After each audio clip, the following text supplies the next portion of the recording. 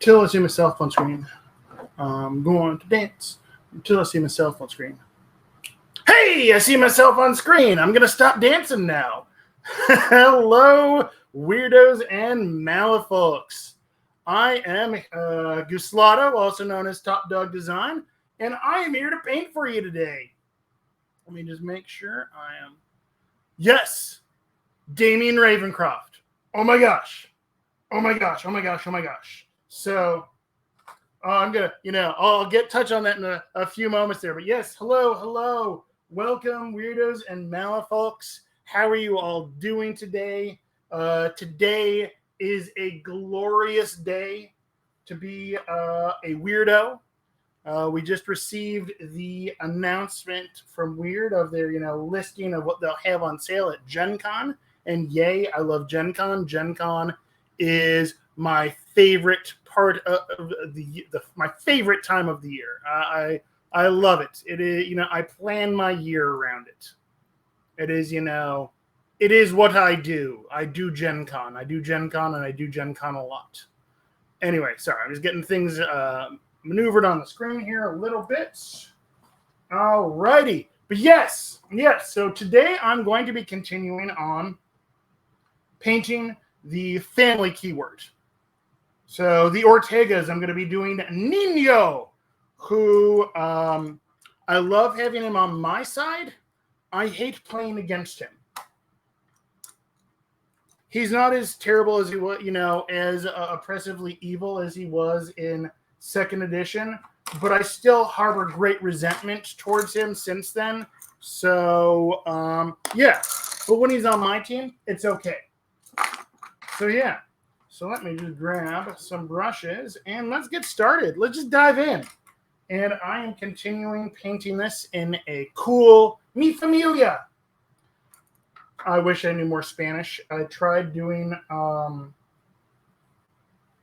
like at the beginning of the pandemic, like so many other people, I started, doing Duolingo to learn Spanish. And then I just kind of dropped off doing that because, yeah. So I think on Nino here, what I'm going to do first is I'm actually going to do his metallic. I'm going to paint his gun with some metal first. So let me grab a little bit of metal. What do we got there? So I'm going to be using the the Cuttlefish Colors paints today for those. Because I've been wanting to try out these. I bought a bunch of these metallics. I have not had much of a chance to try them yet. So let's try it out. But yes. So those of you who don't know what I'm talking about when I talk about Damien Ravencroft. Oh my gosh, I'm so excited. Weird just announced their Gen Con releases for this year. Wow, okay. That's truly impressive.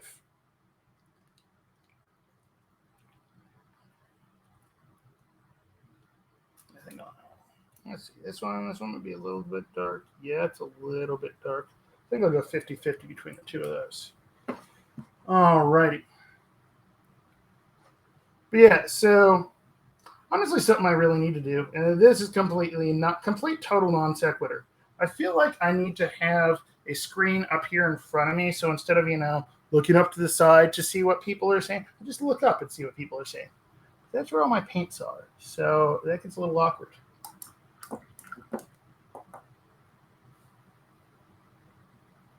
But yeah, so Weird just announced the new master, the new Arcanist master, Damien Ravencroft. Now, if anyone has ever heard me talk about Malifaux lore before, he was like, oh, what is your favorite story? Because let's be honest, that is one of those ones. That is a question that frequently comes up. Okay, I'm good on the screen. What is your favorite story from Malifaux lore? And mine is a story comes from first edition can't remember specifically which book. I think it might be Storm of Shadows.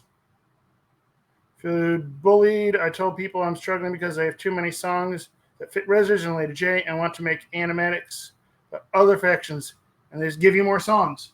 All right, you know what? You need to look into, and I'm going to give you more songs too.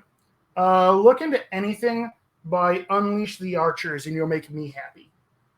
Unleash the Archers or Iron Maiden, that's my jam.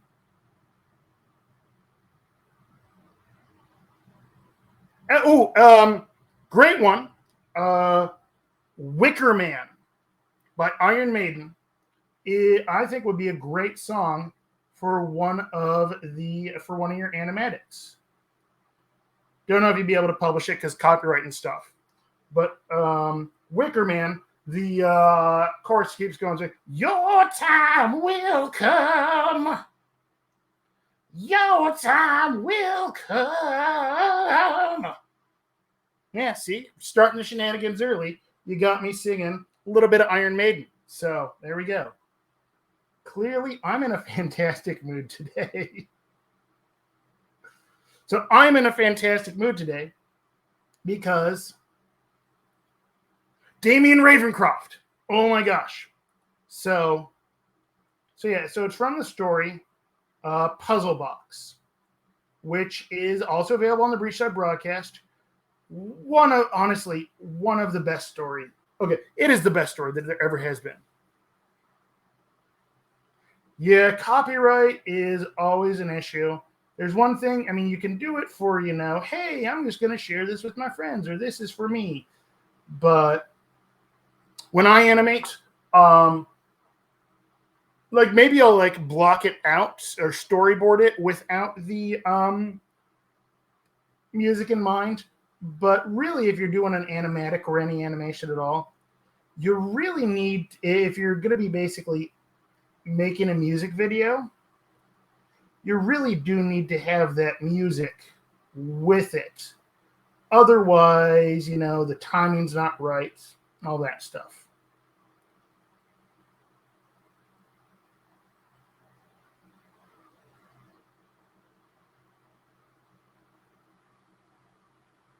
Oh, yes, that is the link to Puzzle Box. Oh my gosh, the best piece of Malifaux lore ever created.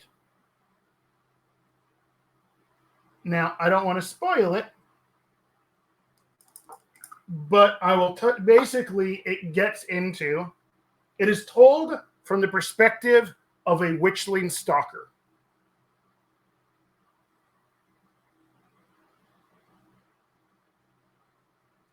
Because the magics to create witchling stalkers are some of the most closely guarded secrets of Sonia and the Guild.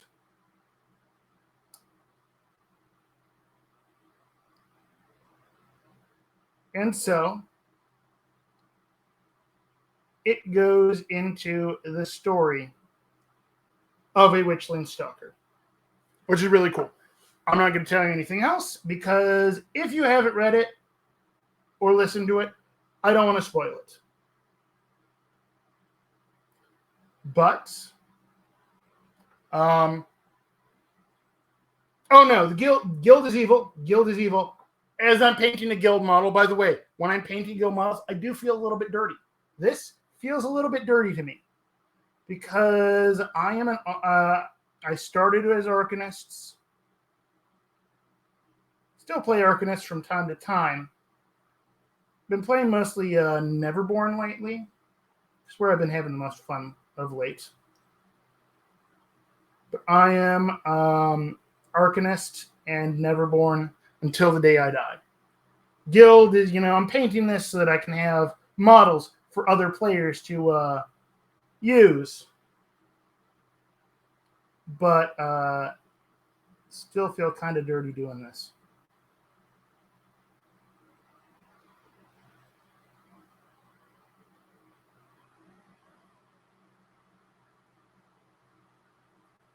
make sure I'm actually on camera. That would, certainly help you all be more entertained. I mean, I can sing for you more later. That I'm certain that'll be entertaining. But quite frankly, you came for a painting stream, not a Doug singing stream. All right, I believe it is. I'm done with those metallics for now. Set that aside and grab. Let's clean that brush.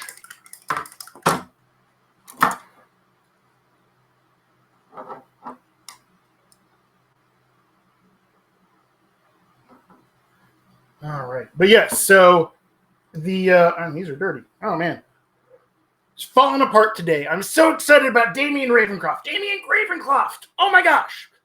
So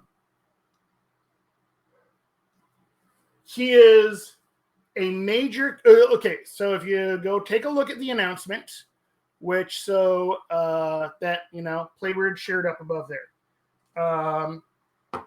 That is what what I'm talking about.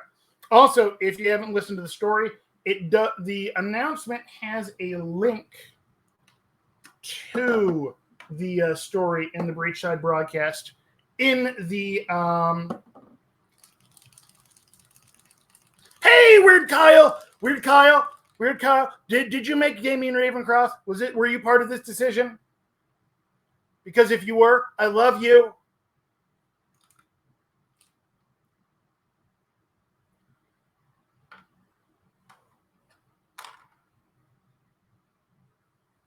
If you were part of that decision, Kyle, I love you.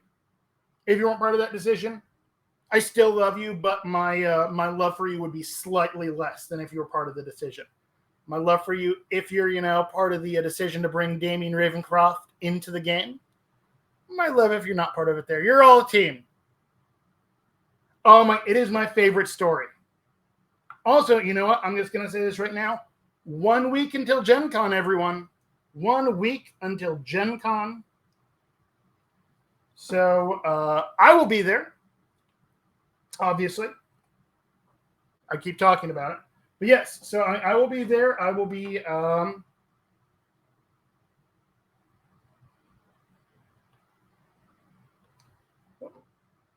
taking part in several of the weird events. I will be taking part in the double rush, the double random rush, which I'm very excited for. I really want to see how that goes.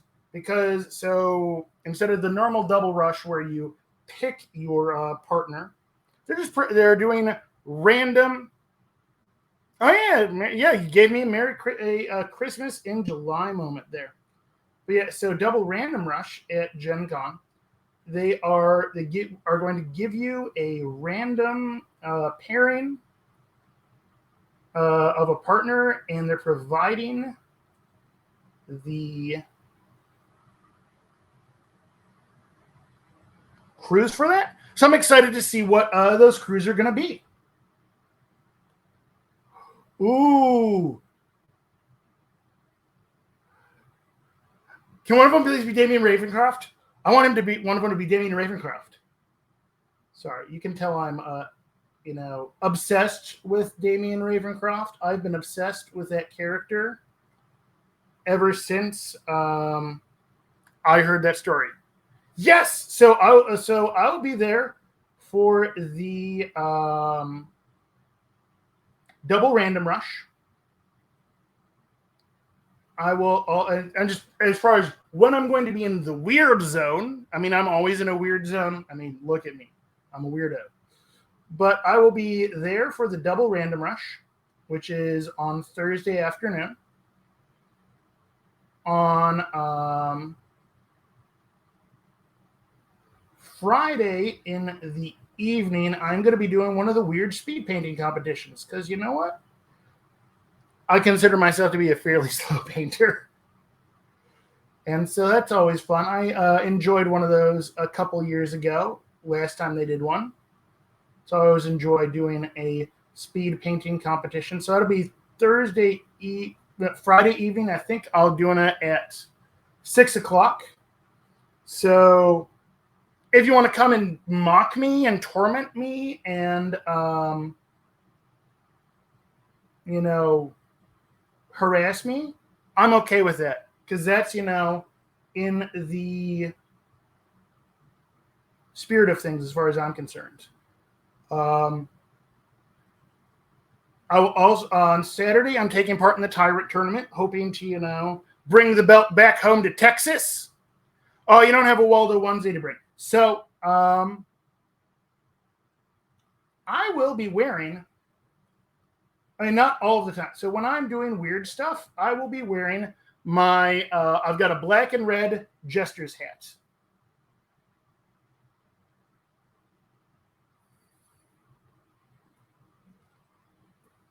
Now, I think I actually, did I wear that hat on my Waldo's Wheel of Woe shenanigans stream? Shenanigans extravaganza?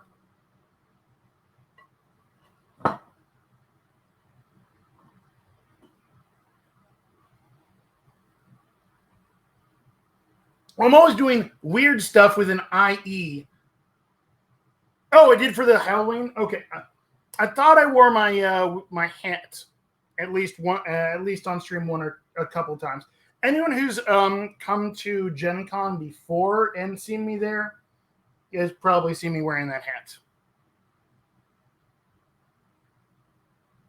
I also tend I like to actually wear it when I tend to wear it at LVO.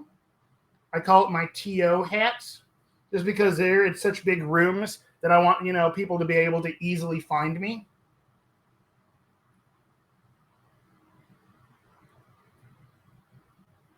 So, not going to be wearing the hat the whole time if I'm not in the weird area, just because it does get a little bit warm. And I do not adjust well to the heat. Says the guy who lives in Texas. I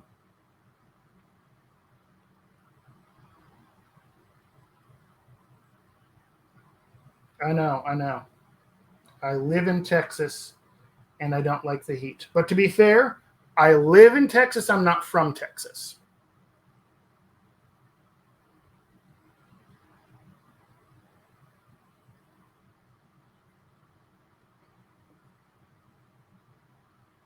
Hey, what's up, Cordain? How you doing? Good to see you. So the funny thing is that Cordain's one of my buddies here, and that Jester hat I originally made for a Renaissance Festival masquerade ball that Cordain, myself, and our wives were going to a couple years back. So I don't often get to wear the full Jester's outfit because it's really, really warm.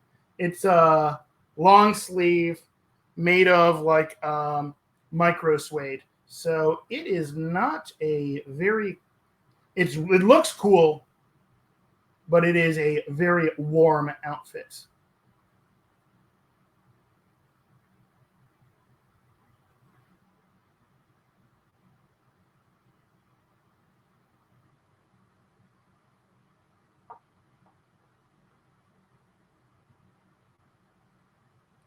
But yeah, so, all right, yeah, this guy's coming along fast today. All right, so let's grab the dude his bandana there now. Sure, I'm leaving on the screen. Oh, you'll bring your iPad so you can do sketching while you. That'd be awesome. Yeah, I always make sure I have my my laptop with me in case I need to do some work or something.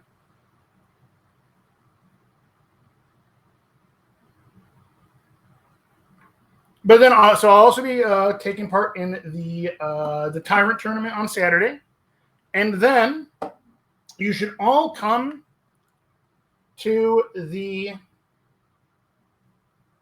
Bonanza Brawl. Oh, sorry, the Honeypot Casino Brawl, where we're using the Bonanza Brawl rules developed by the wonderful, wonderful, wonderful Doug Broman of Steam Powered Scoundrels. Now, note that is Doug Broman with an R and no W, not Doug Bowman. That's me. Everyone confuses us. It's kind of hilarious, and I'm amused by it. But constantly.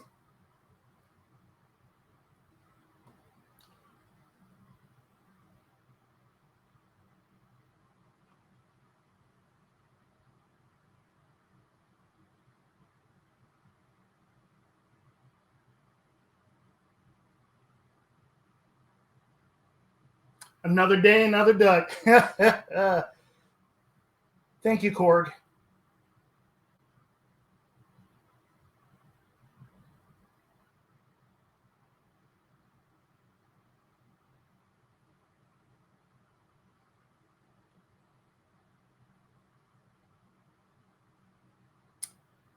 Yeah, so I am incredibly excited about Damien Ravencroft, if you couldn't tell. Just because, honestly, so I love the lore of Malifaux.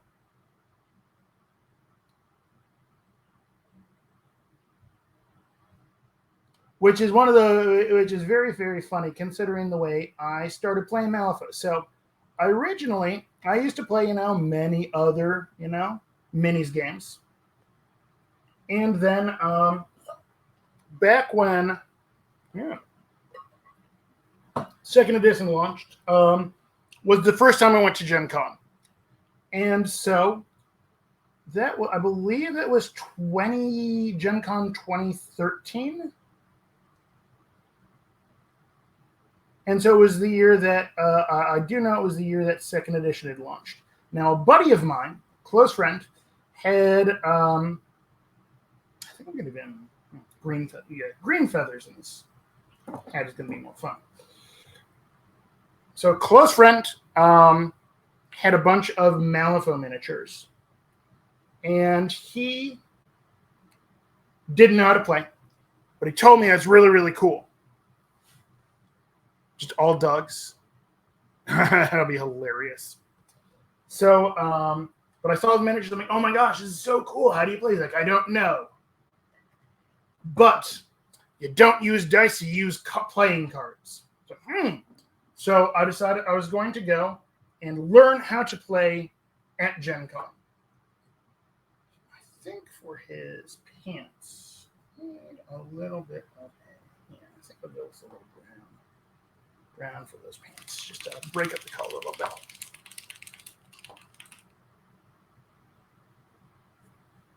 And so started playing. Well, I went and got a demo and fell in love and started playing. And how did I don't even remember why I'm talking, how I got down this road. How did I start down this road? I don't even know. I got distracted. Gen Con, going to playing Malifaux. See, I just started down a tangent, and I don't remember where that tangent began. Is it going to be... I need a little bit darker there, too.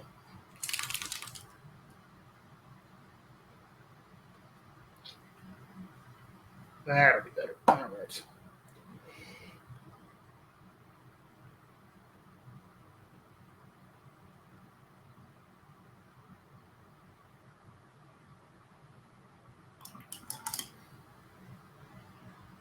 Right, the lore. The reason. So I started playing. Loved the gameplay, but I didn't know anything at all about the lore of Malifaux at the time.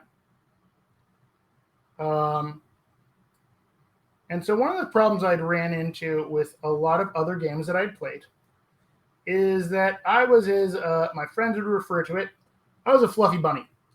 I really loved the lore of, games, and played armies that were super full of lore and played very thematic things.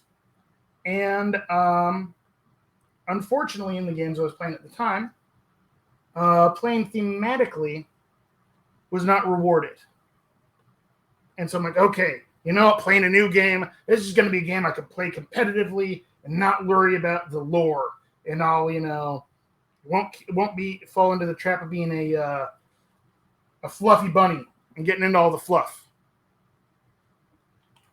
And then I fell in love with the Malifaux lore. But the awesome thing, and this is one of the reasons that keeps me with Malifaux, is that playing thematically, especially in 3rd edition with sorry, I froze there for a second. Okay, I'm back. I think I'm back. Yeah, so playing thematically with the keyword hiring rewards thematic play.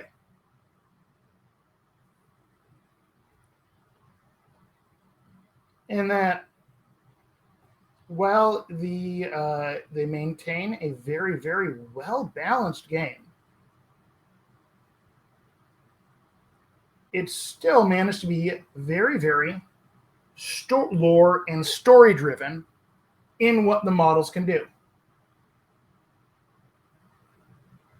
And so I love that I can play a thematic, lore-driven crew and play competitively, which is delightful. Because if you couldn't, I am a competitive person by nature.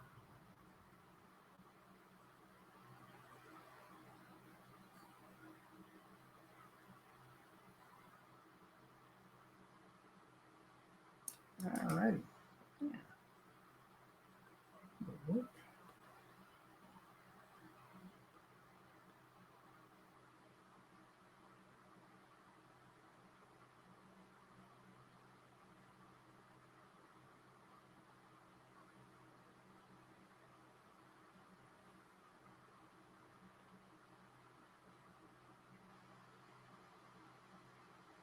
Yeah, anyone who's ever played a game against me knows that I'm just a competitive person by nature. And there's nothing wrong with that. So long as, you're playing against someone who would like to play something competitive.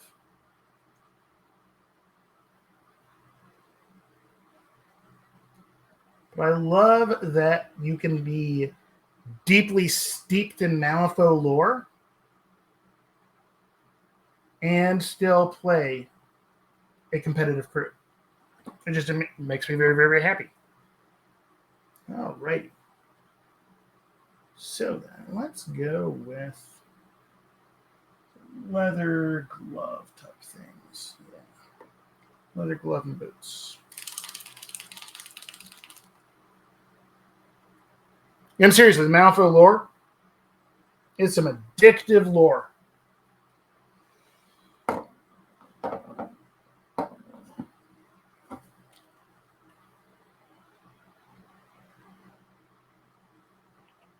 Yes, so Damien Ravencroft, people. Damien Ravencroft. Apparently, I've said it so many times, I can't say it anymore. Damien Ravencroft. This is not a test. This is really happening. And I am over the moon for it. Quite obviously.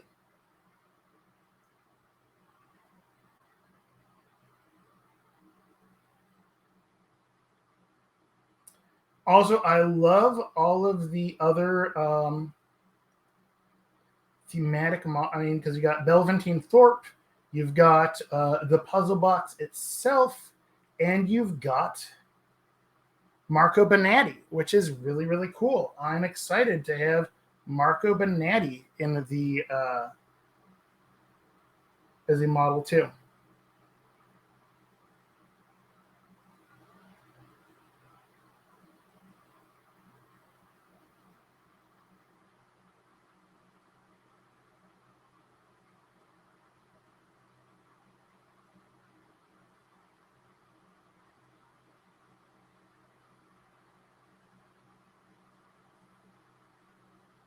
Because it's been a little while since, I'm probably, once I'm done streaming here, I'm going to go and listen to Puzzle Box again.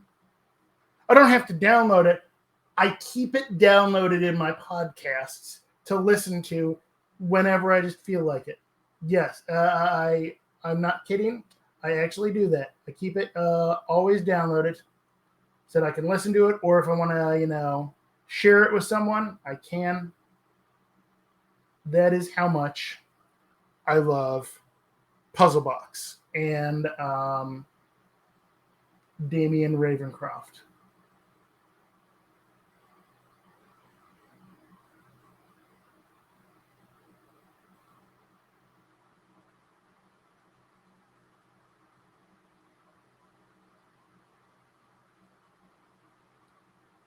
All right, that's leather straps, leather gloves, leather boots. Oh, that's yeah, leather band around there. Yeah, I'm gonna have to go back and touch that up.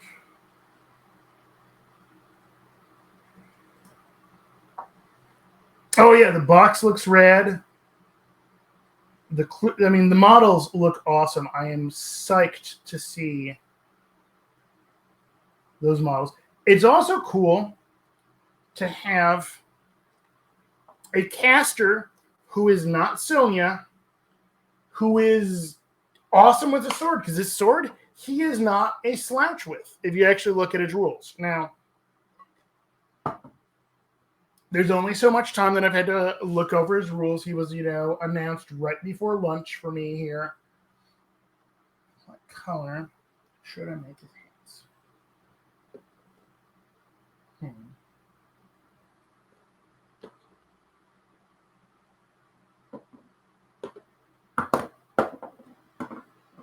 Now I'm going to do green feathers, though. What color should his hat be? What color should his hat be, people? Trying to decide what color I want to make his hat. I want to give him a bright green feather.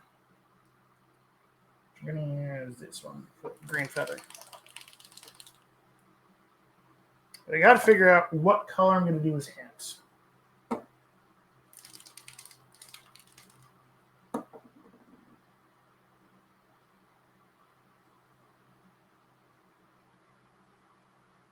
Purple. Might be too many colors. Maybe brown, maybe a light pink. I shall come and look at it in a second there. Once I have, I'm just going to base coat that feather.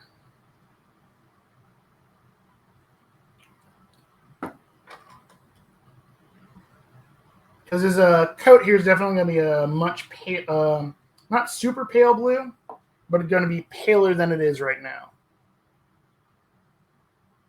Okay, yeah, you know what? Tan, like his pants might be. That's also because I'm trying to stick to a cooler palette, as per McBluff's, suggestion.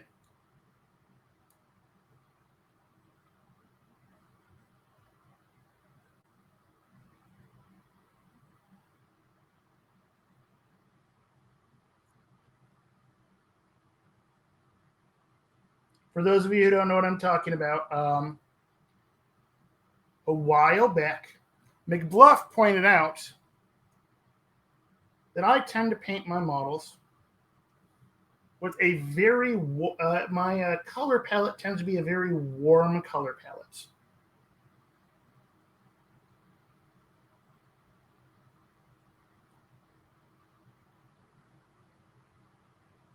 And so I'm like, why, yes, I do tend to paint with a very warm color palette. So I challenged myself to do all of the family keyword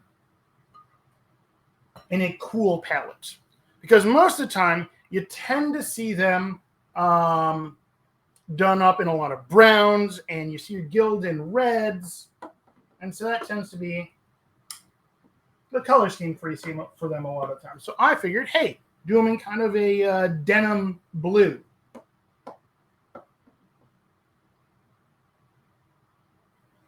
Fuchsia looking color. I don't have a fuchsia. Where's the fuchsia? That would be the red that his bandana is. It might look, yeah, it is. Is this the fuchsia you're talking about there? Here we go. Let's paint my nail. Here we go. Is this the one you're talking about? Shenanigans. Shenanigans. That looks that's red actually. But I suppose when it's on the fingernail, it does look a little bit fuchsia, especially under a very bright light.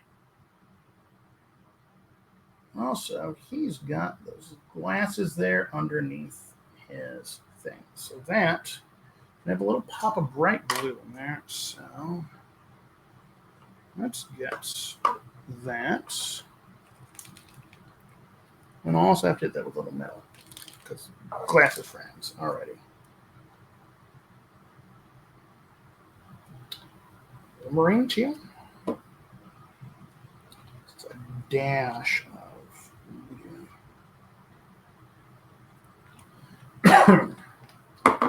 Also, I'm going to stuff my food with face. I said that backwards. Clearly, I'm all over the place today because I am so very, very excited about Damien Ravencroft.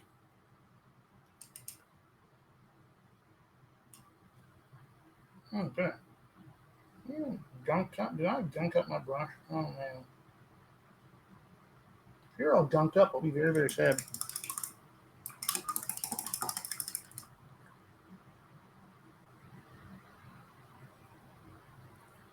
Yes. All right, that's good. Probably need to replace these brushes eventually. I've been using them for a few years. I might take very good care of my brushes, but all right. Yeah.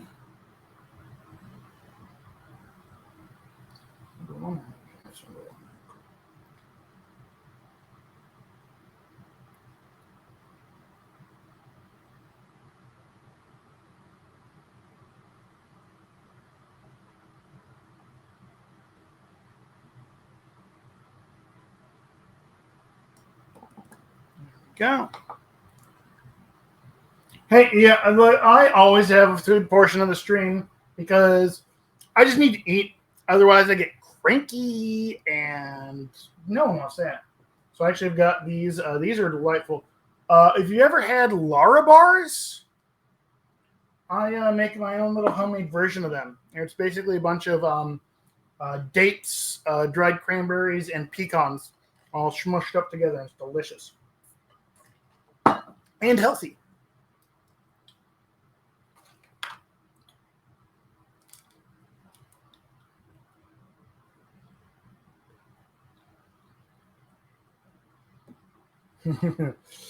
Yeah, food portion. Yeah, fair enough. I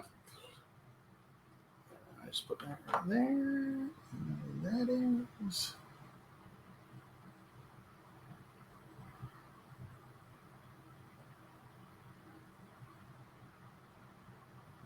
Tiny little bit of metal on his glasses there.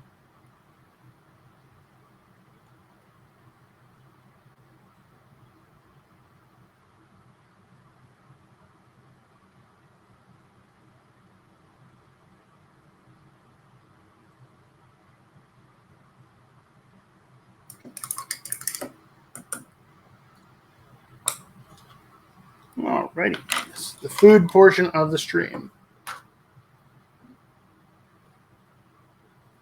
Today's show is brought to you by the letter S for shenanigans.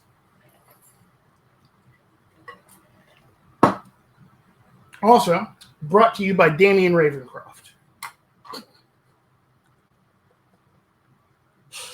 Oh, goodness. I know, I keep talking about it, but I am so okay. No, I'm like, I say you have no idea how excited I am. I'm fairly certain at this point you have some idea how excited I am.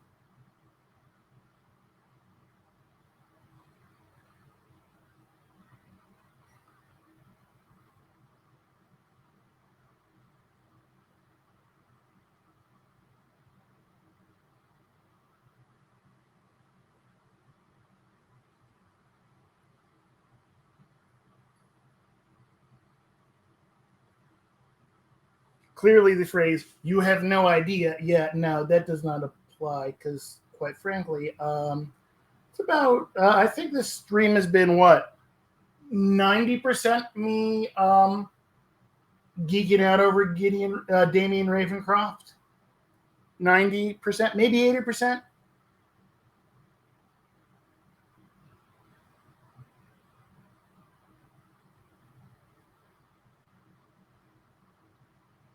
Could we check the tape on that?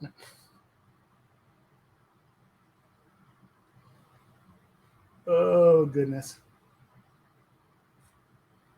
Come for the painting. Stay for the shenanigans.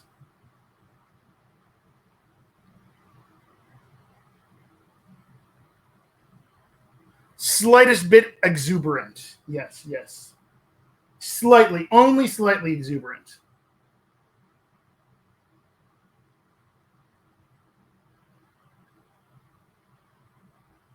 You know, I'll go moderate exuberance.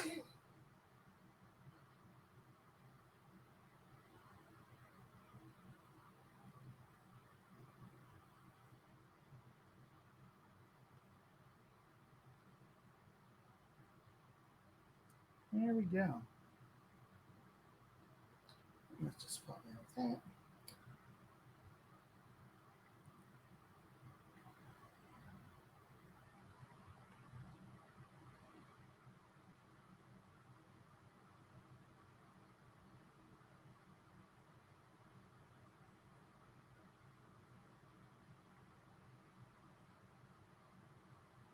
Of course, then I'm also excited to see what other masters there's going to be for the other factions. So we've already seen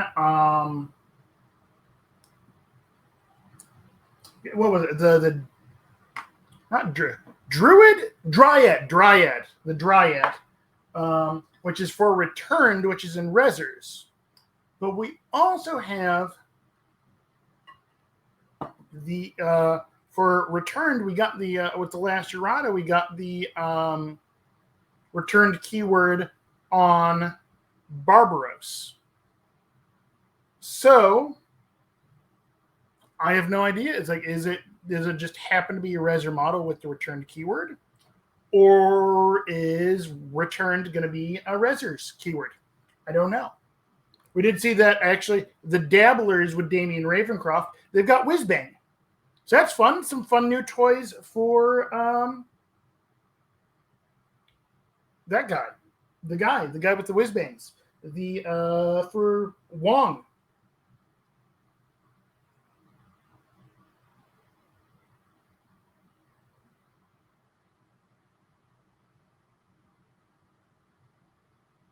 Which is nice because it can use a few more options of stuff to go with.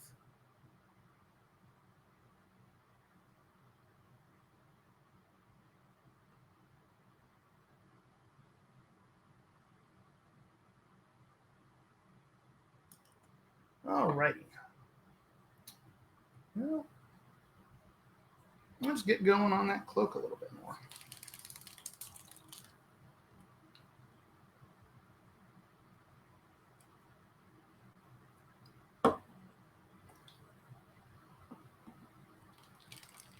So what I'm doing right now is I'm setting up, and the light is kind of bright right there. But so I'm setting up my basically a gradient of colors right here, where I go and I take 3 colors. The colors I'm going to be working with, basically the whole triad here, and then I kind of make a little gradient stripe there, which then allows me to do some nice blending with them there. So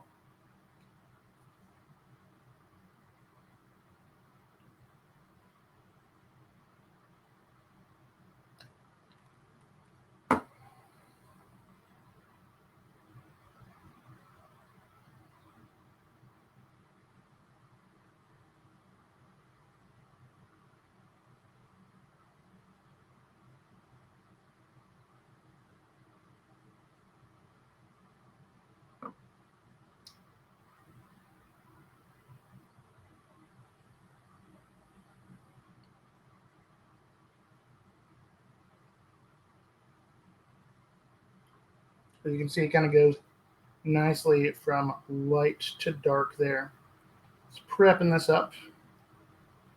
This is on my wet palette. Staying nice and wet while I work with this.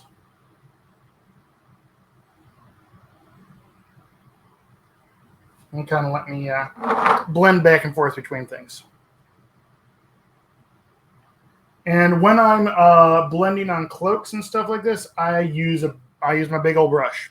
Honestly, probably 90% of this model is going to be painted with my big old number 2 brush here.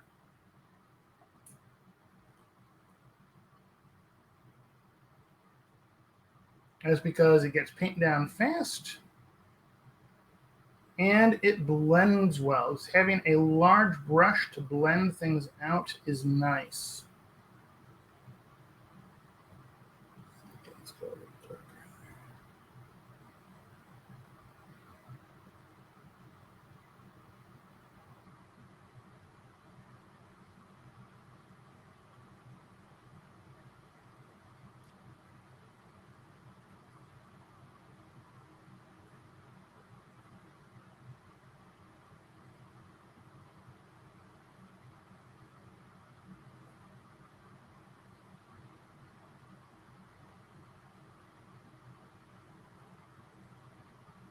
And so by having that all mixed up, I can kind of blend back and forth. If you've tuned in before, you've seen me do this. And this is also the times when I tend to lick my brush the most, honestly, because then I sometimes need to do it to clear a little bit of paint off of the brush without going to the water pot.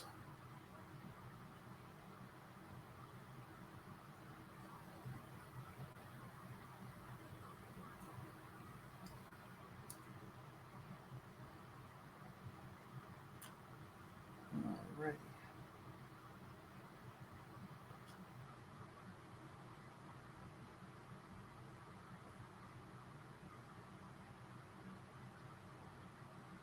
See, so what else is up with me other than, Gen Con and blah blah blah, Damien Ravencroft, oh my gosh. So I went over to Austin over the weekend to play in their tournament, which was good fun. Since most of the time I end up being the guy running events locally here. So it's always fun when I actually get to go and compete in an event. And so went there. I played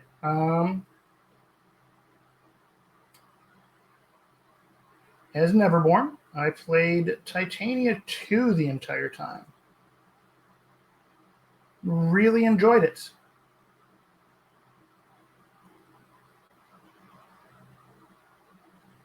She is a fun master to play. I don't know how fun she is to play against. I mean, none of my opponents complained, but, still. So I ended up coming in 3rd place, which was good fun.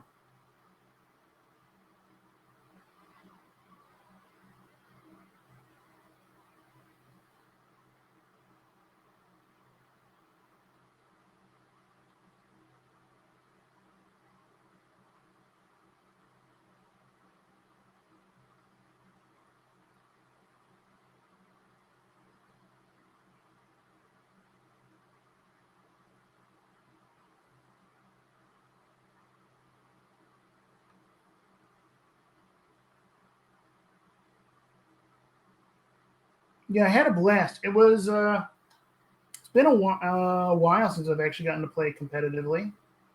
So the last Austin tournament, and that was over a month ago. 2 months ago? Was that 2 months ago? I go in slowly. It was before I took my vacation to Scotland.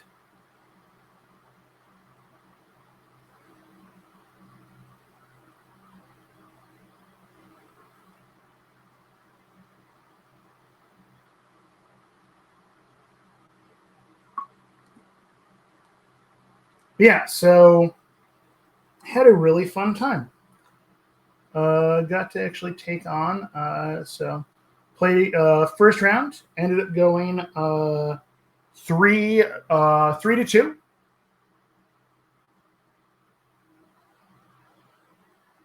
Which is good fun. Nice close game.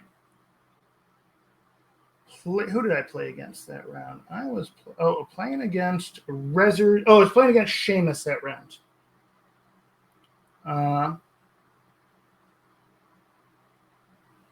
Seamus is always one of those masters where you got to be ready because he's just going to take something and it's hard to stop him from making one of your models evaporate.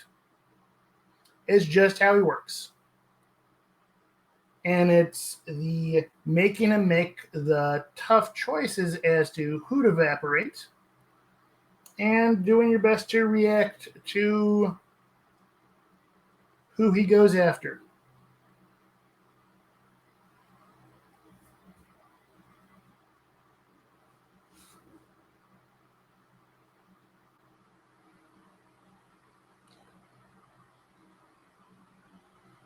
And so that one, was a nice close game.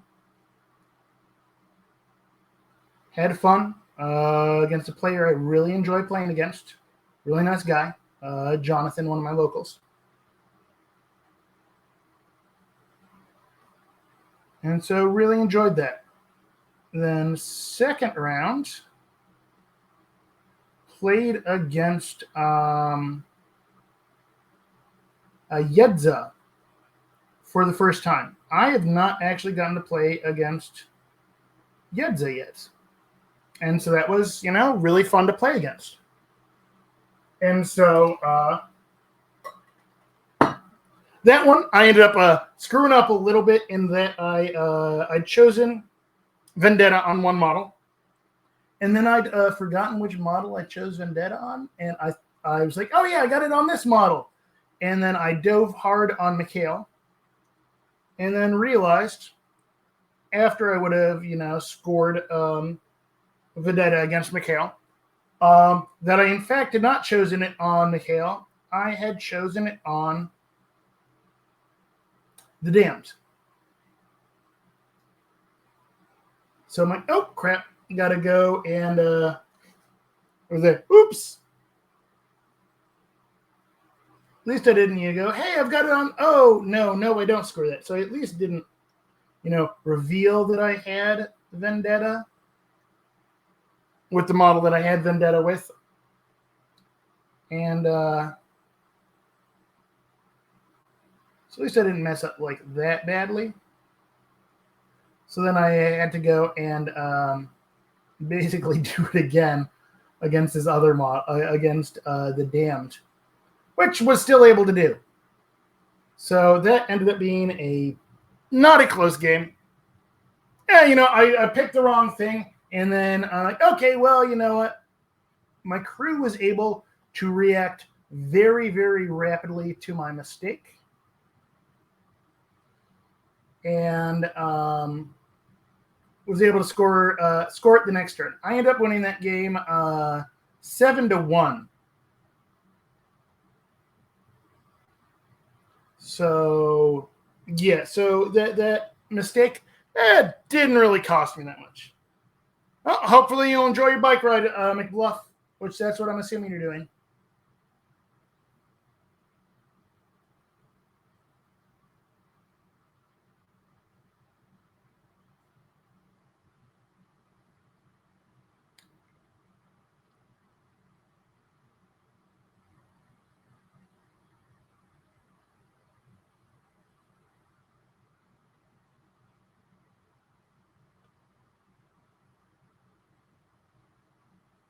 But yeah, so basically I ended up no, obviously I didn't score it twice because you can only pick one model for it. I effectively played it where I had to I did the work for it twice, which is amusing.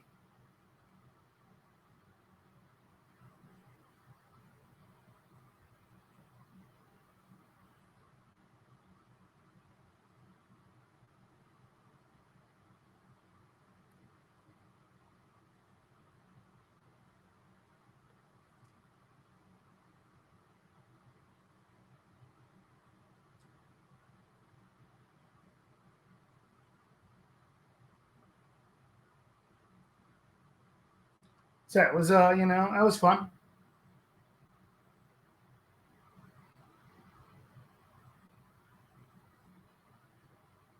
And that meant that, so because I, you know, had 2 wins, and then I had a really big, you know, 7-1 is a solid win. You know, it is. There's not much better you can do than 7-1. Yeah, obviously, you know, 8-1 or, you know, 8-0 is better. But honestly, getting a full 8 points on a game, very difficult to do. And it's very difficult to completely, especially with the strats and schemes, completely deny a an opponent all points. It's difficult to do. I mean, it's possible, but hard to, you know, completely deny all of your opponent's points.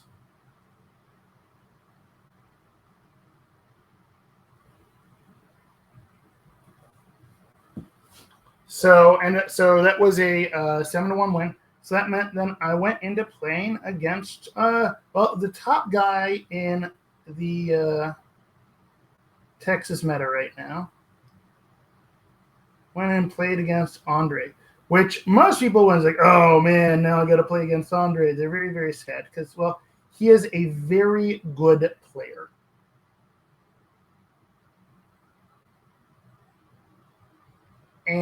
But I was really, really excited because I have not played against him since second edition.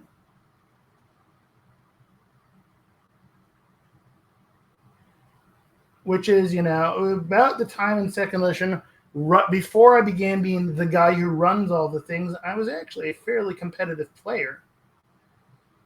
And so I haven't played against him since he really, really upped his game. He's upped his skill level a lot in the past couple of years, which is nice to see when my local guys level up. I like it when my guys level up their painting. I like it when my guys level up their gaming.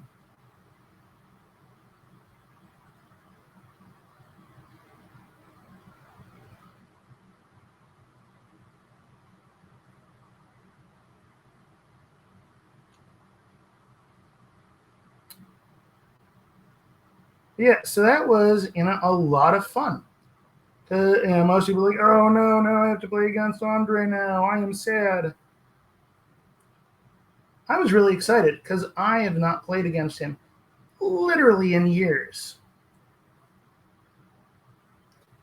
And so it was one of those things where, I mean, I'm getting ready. I like to try to be competitive at Gen Con. Not That doesn't always end up being the case. Last year, I ended up going undefeated at Gen Con without winning a single game. I tied all 3 of my games at Gen Con last year, which, you know, quite frankly, that's hard to do.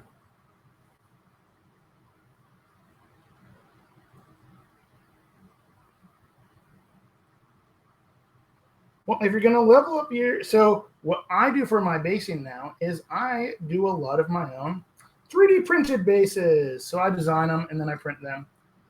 Uh, so,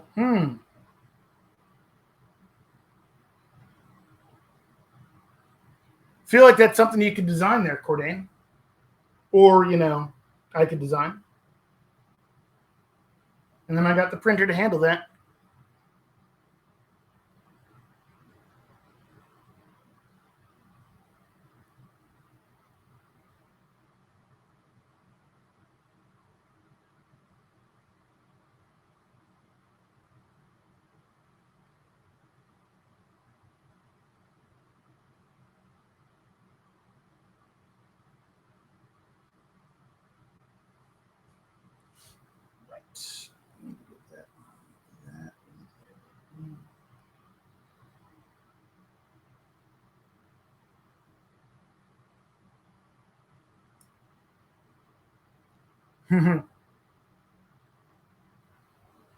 All else fails, you know I've got 2 of them, so I can always If you need to borrow a little time on the printer, let me know, man.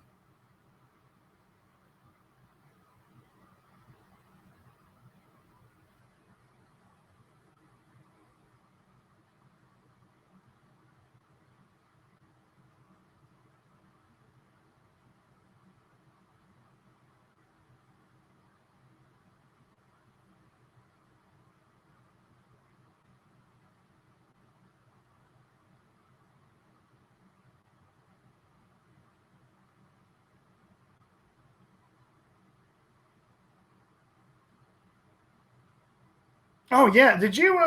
Was that one of your sculpts? Because I love what you did for your for that. I didn't know if that was a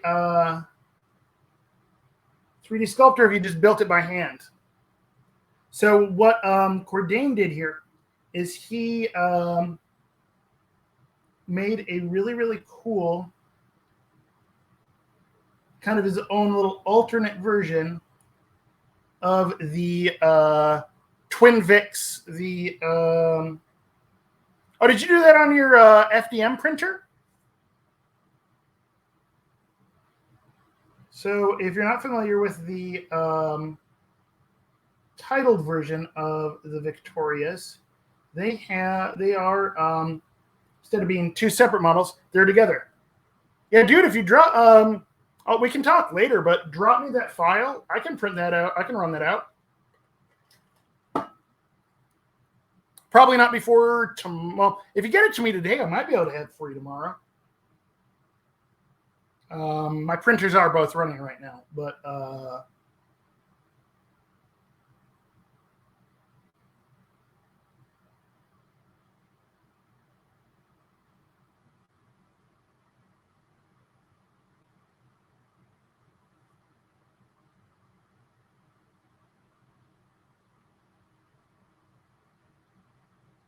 yeah, send that my way. I can print that out for you.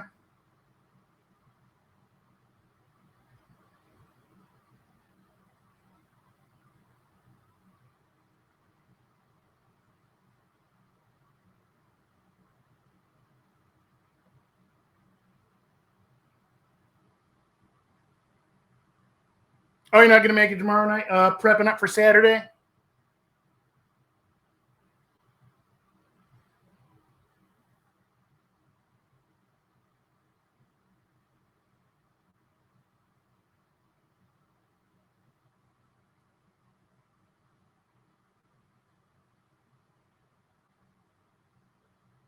I'm excited for that too.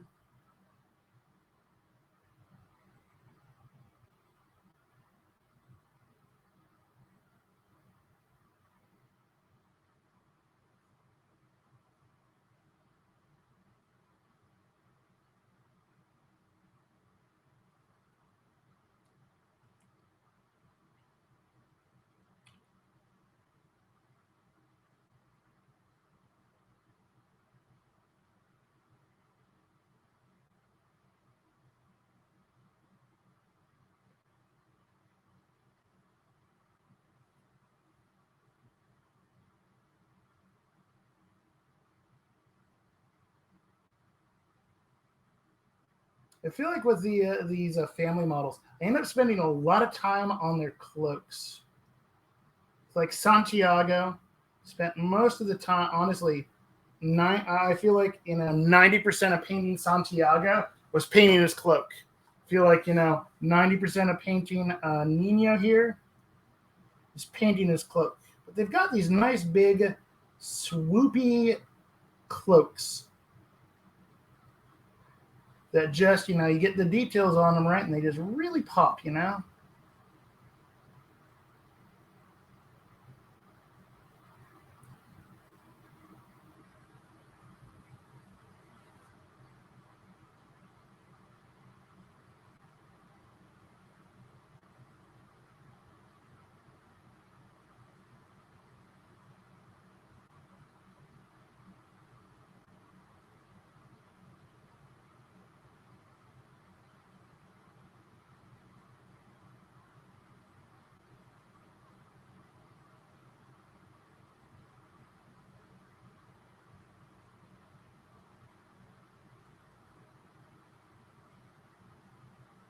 I do enjoy a model with a swoopy cloak.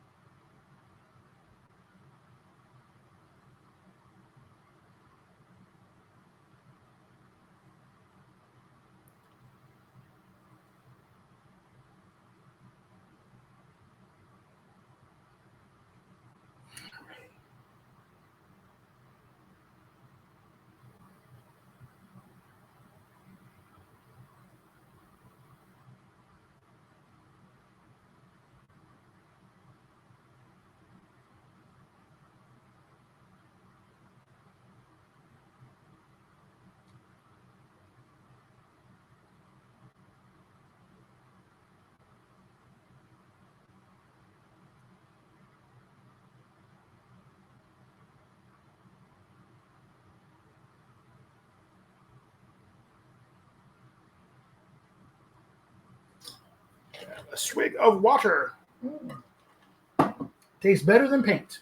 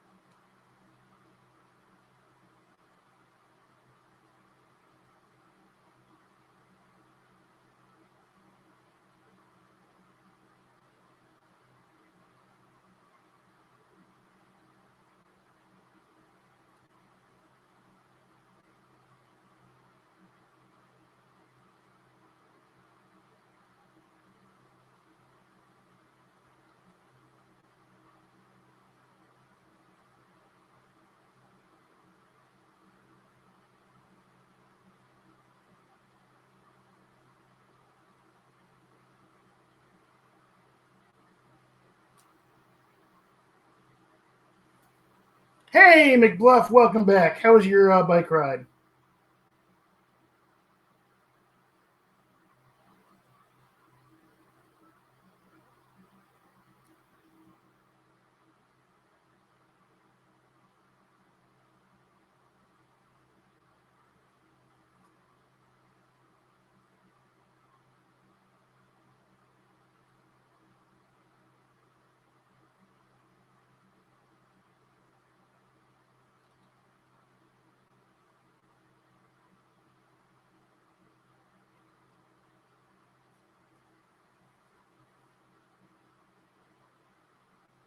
Excellent.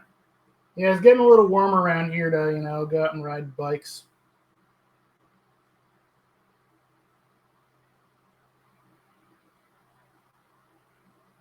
Can't imagine it's feeling much better in your neck of the woods there.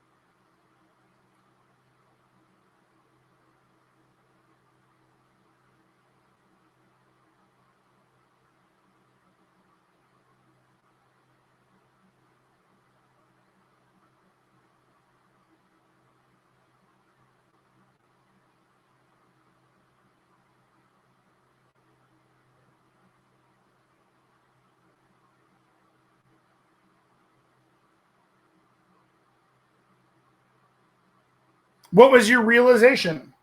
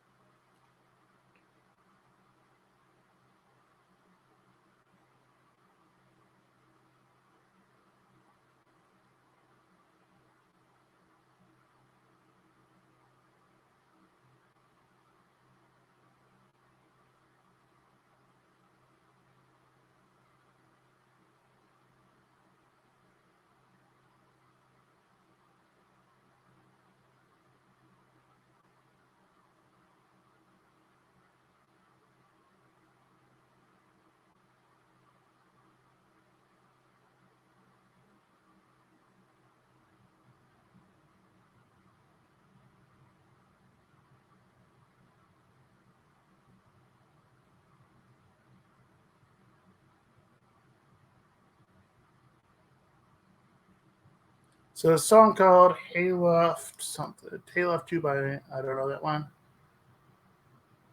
Shot in the Heart doesn't make it on break.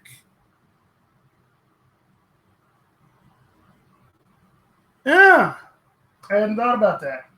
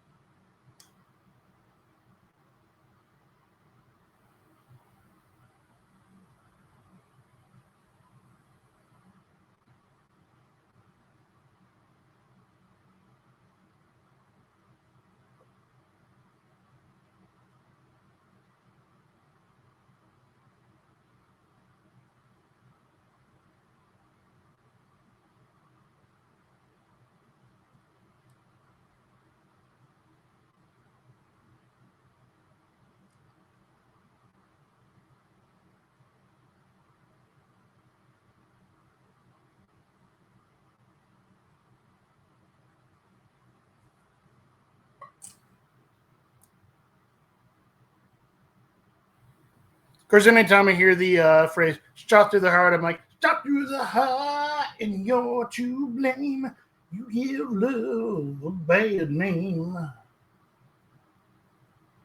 Yeah, and you just got the Doug singing stream today, apparently.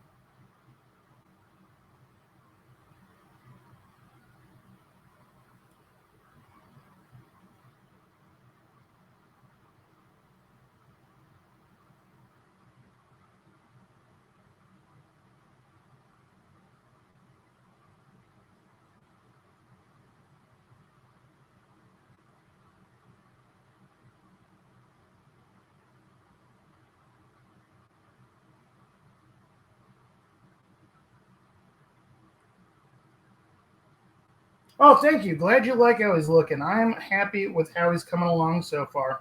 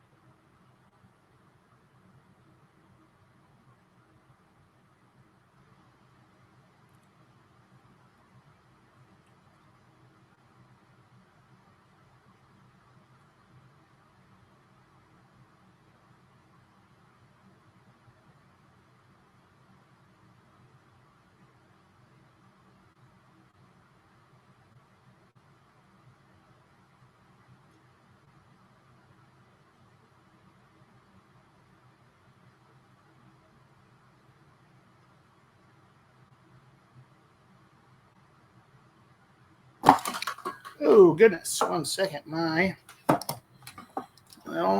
power strip that keeps my camera going just fell off the table. All right. All good. Scared the crap out of me.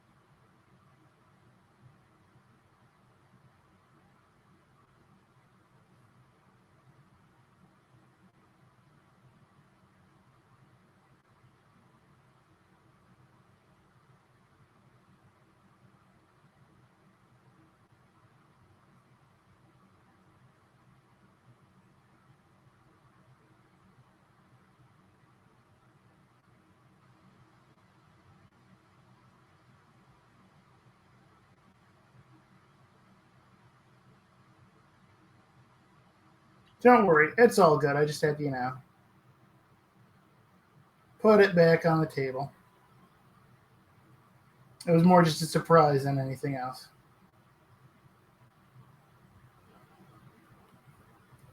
There we go. All right, your cloak is almost done there.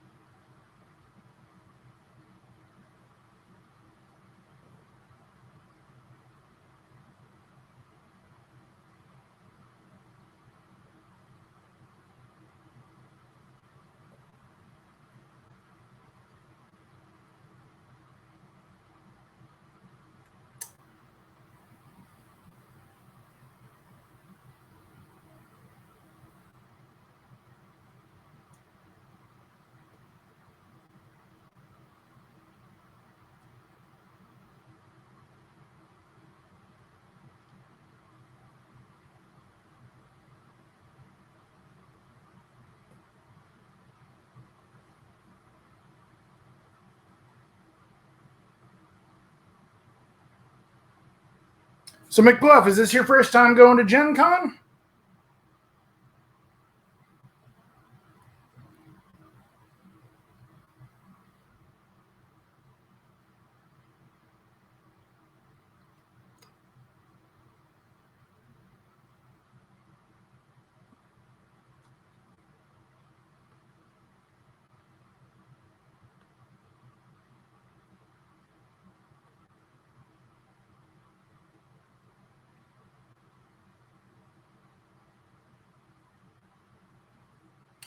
Yeah, that's looking good.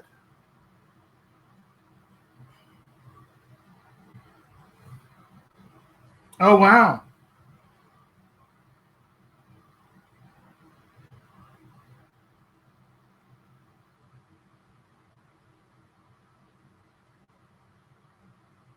Stay hydrated, get plenty of sleep, which is hard. Sleep when you can. But,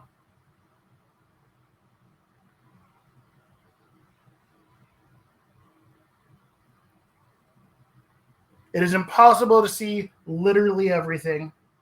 So find what you're excited for. Make it a priority to go see those things. But also make sure you got time to just have random discovery.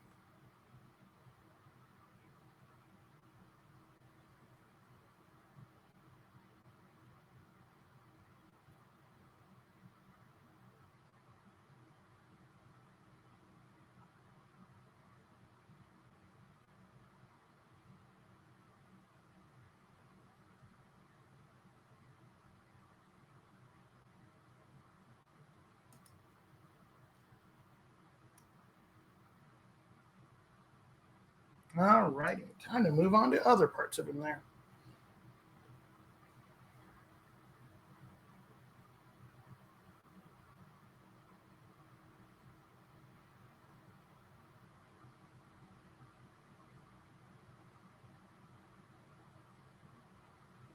Hour and a half. All right, cool. Should definitely be able to finish Nino up today.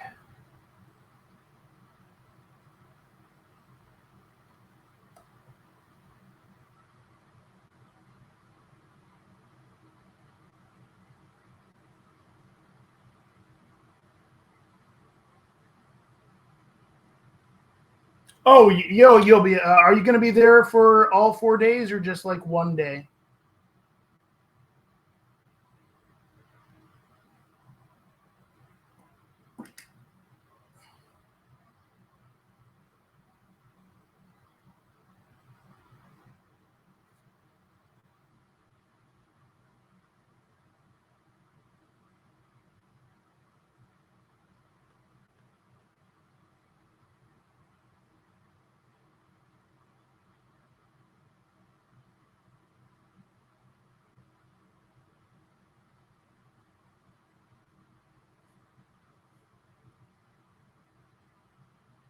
Well, yeah, then you'll be able to find the weird area.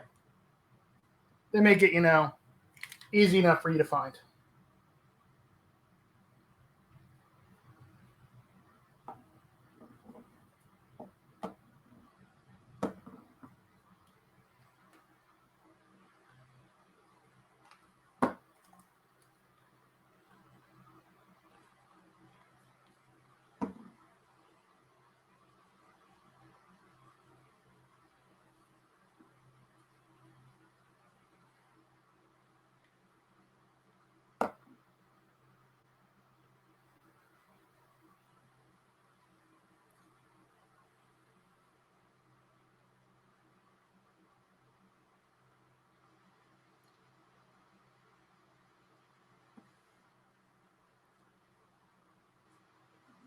That's good. Yeah, I love Gen Con.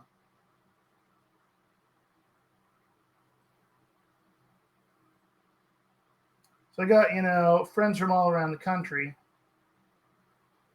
Many of them I've made through doing Malifaux things. And this is, one of the few times a year where I actually get to see a lot of them. So that's super exciting.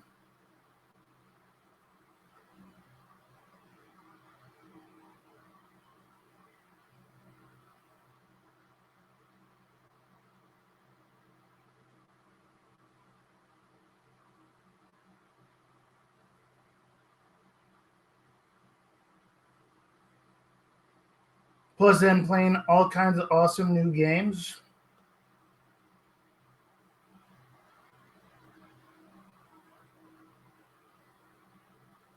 Oh yeah, I just remembered. Bayou Bash. There's the expansion for Bayou Bash. I got so all up in Damien Ravencroft. I forgot that there's the expansion for Bayou Bash, and couldn't remember if I saw that it's available or not. But I think the plan was that they're having demos of it there at the very least. Because I love Bayou Bash. That's just a fun game. But having more selection for racers, I think will add a nice extra level of depth to it.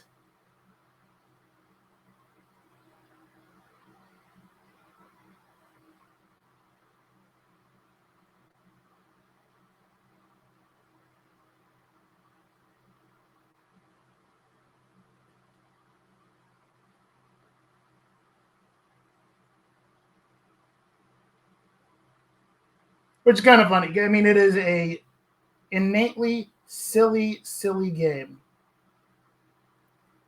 But having a silly game with depth to it means that you can play it more. Because if it's just unrelentingly silly, hey, what is up? What do we got there? Who is that? Someone followed us there. I saw it, Elijah something. Thank you for following. How are you doing today? What are you painting? Are you painting or not painting? What's going on? Hello.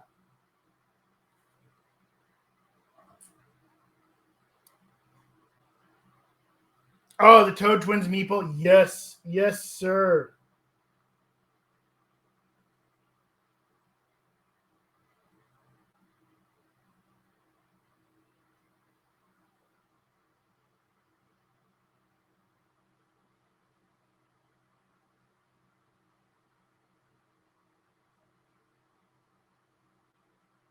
Plus, then there's the special event for Vagrant Song, which I unfortunately am not able to take part in. It was going on at the same time as another event I'm doing with some friends.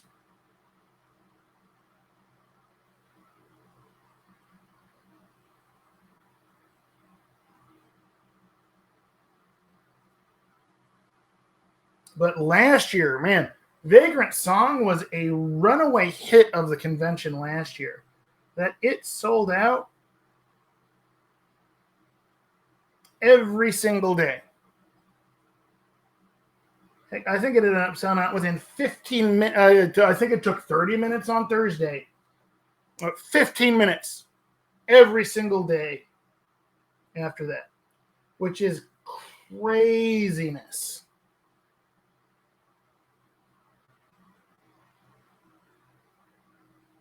Plus, then there's been all the the hype about it on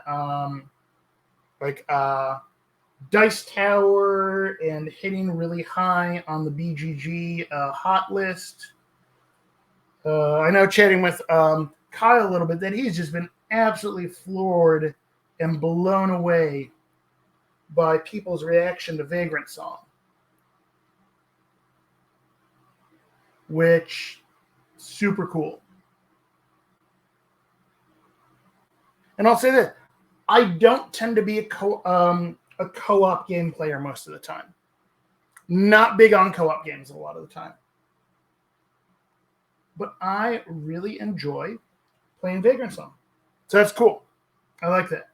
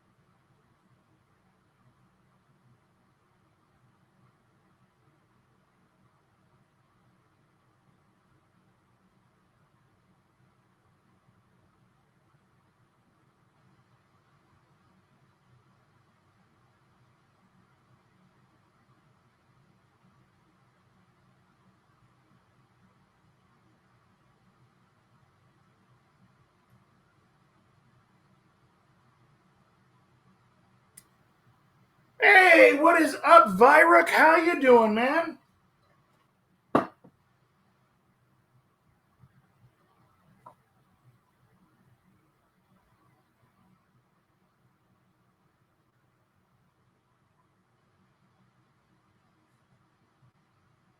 Hey, Viruk, did you end up posting a photo at all to like Instagram or anything of where you got the Autumn Queen to yesterday?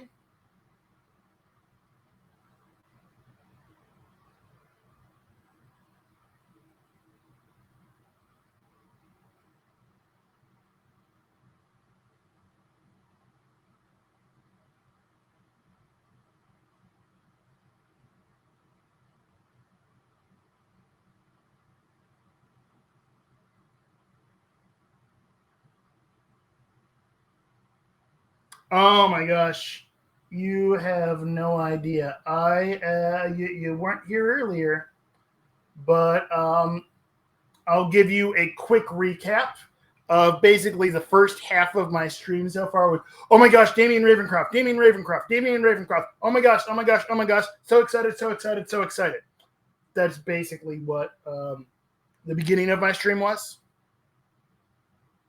Oh, cool! I'll have to take a look at that because I need to finish up painting my Autumn Queen because I'm probably going to be playing her at Gen Con.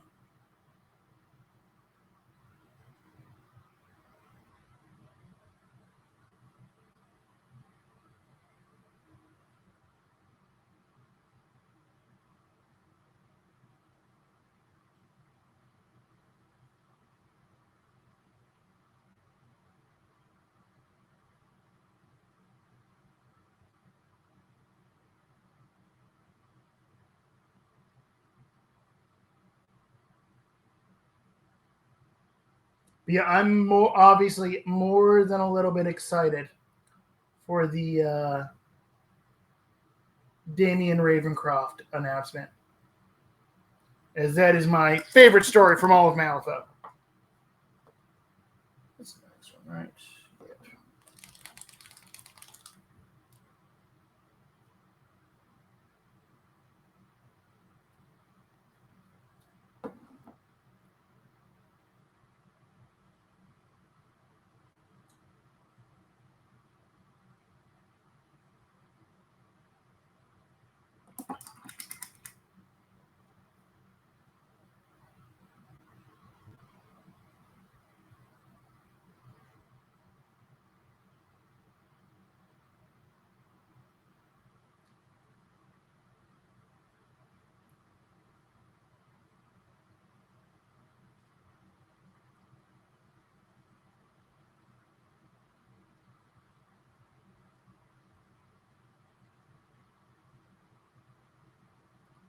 Oh man, it is the best story. The best story of Malifaux. It's the one with the told from the perspective of a witchling stalker.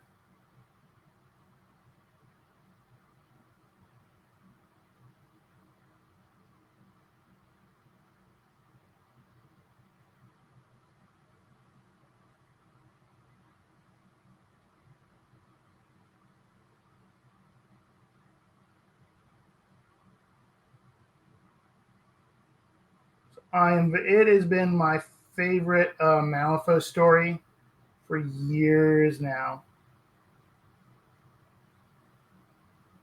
So I'm very excited that he is finally being a playable character.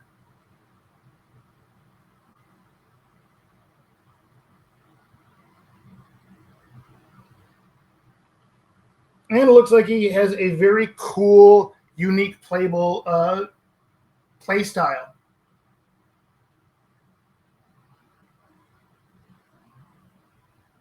Like I was checking out his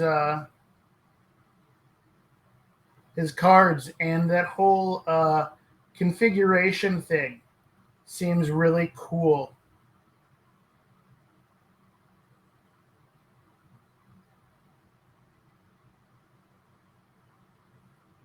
Where like removes cards from the game, but then like based off of what he has out of the game. It affects his crew differently.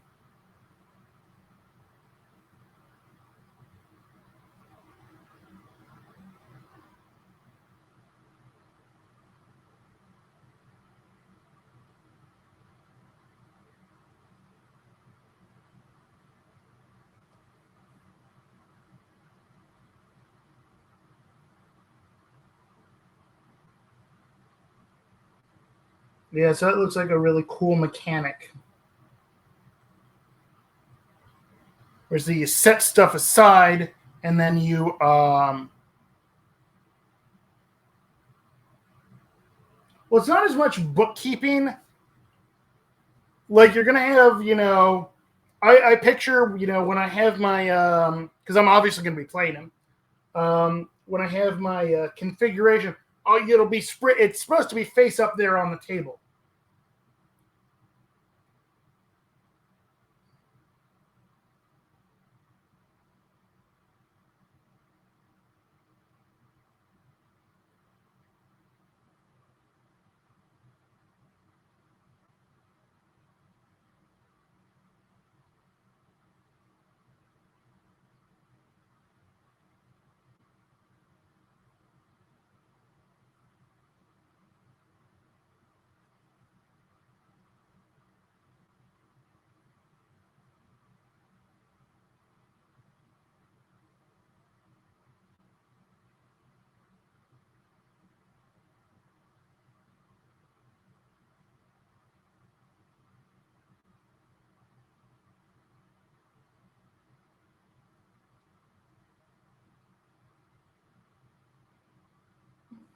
That's looking nice.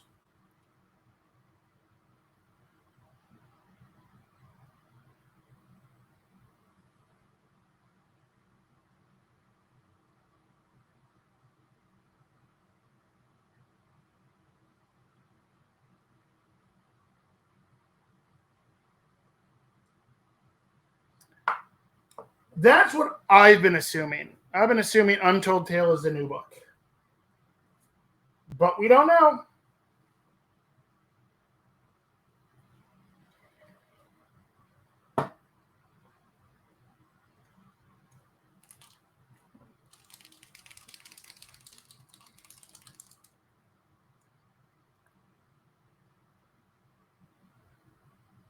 Um, I think I asked during your stream yesterday.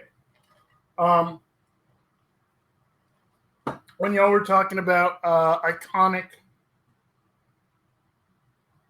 iconic Dreamer, and I think Play Weird said that they are.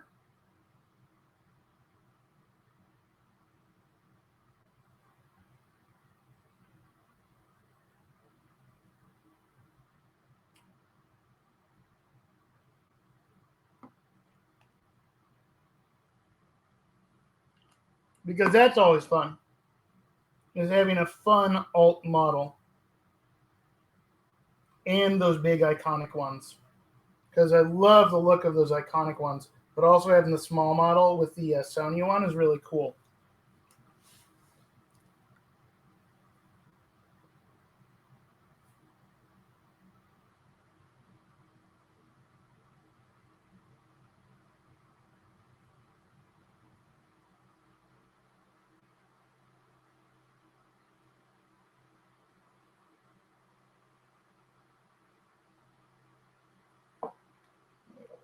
This in there.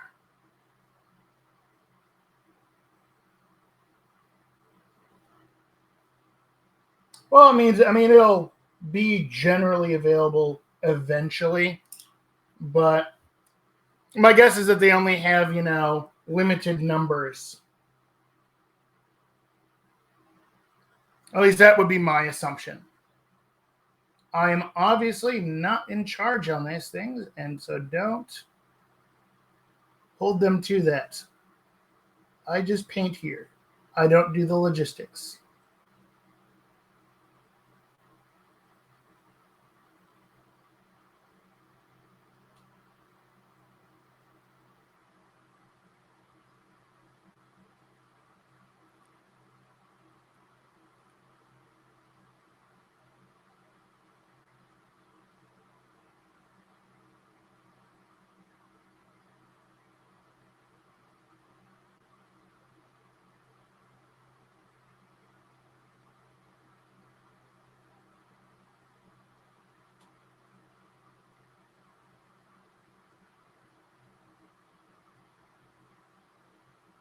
I just paint minis. I don't determine how you can get a hold of them.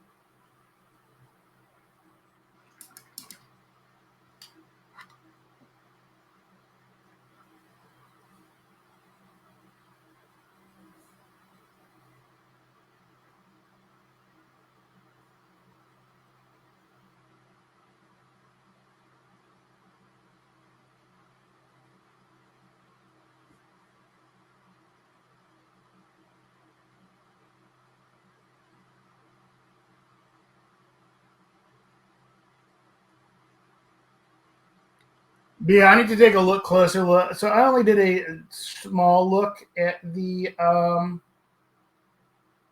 iconic one, the new iconic models. So they had one of the proofs of the titanium model in the display case last year, alongside the iconic Sonia and the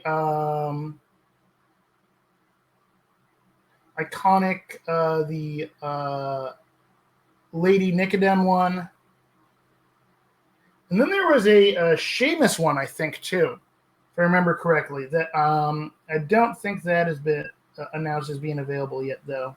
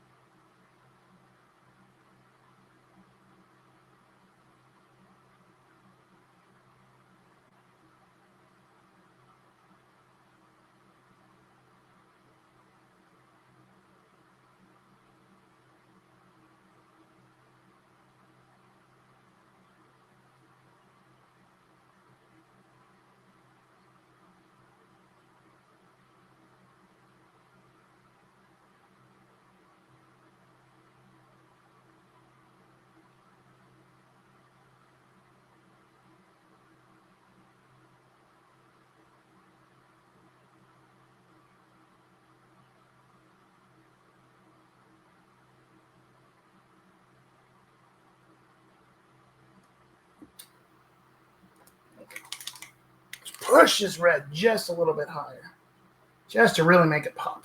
And that's almost orange right there.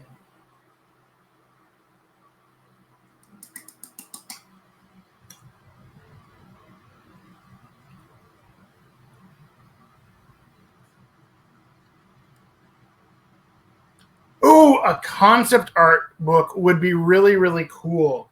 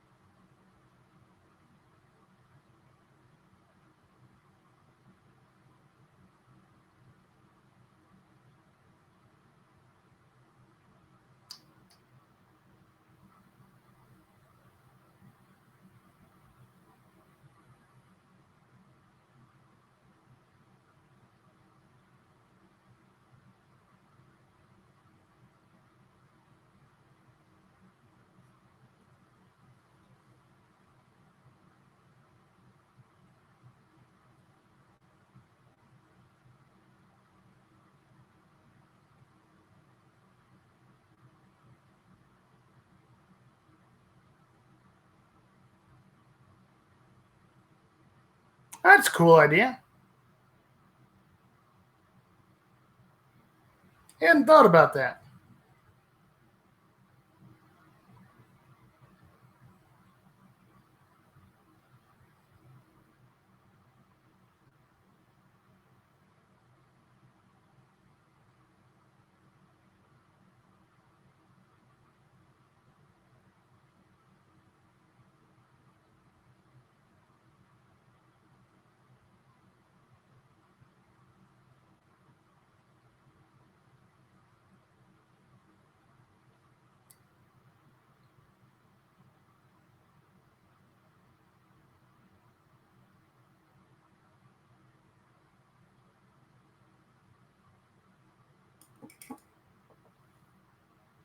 There we go. It's looking nice. Right, so let's do those leathers then. All right, so let's put the reds, scoot those back. Reds back there. Right, that's the tans. There we go. All right. So many paints. And Jahir's always looking so far. Let's actually touch.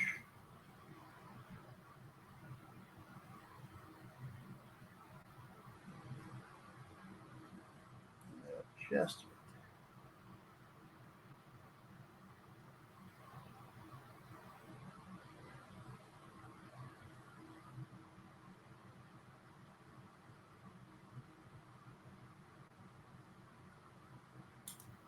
actually, as long as I'm near his face there. All right, so let's go with. Yep.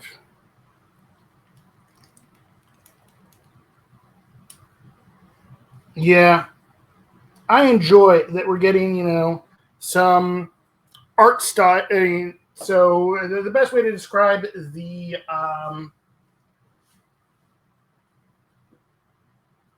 iconic ones are, those are art models. And a lot more, you're seeing a lot more, busts out there in the world. And so I like the idea of having the iconic statues as well.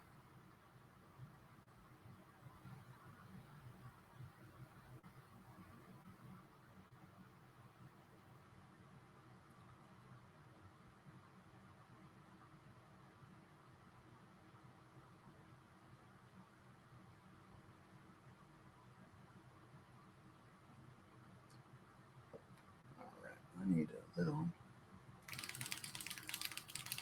Oh, exactly. And embracing the hobby side of things. So I like that we're getting, one of the reasons I love the Nightmare model is that the Nightmare model expands what you can do hobby wise without necessarily expanding models available in the game. And you don't want, you can run into the problem of it just having too many models.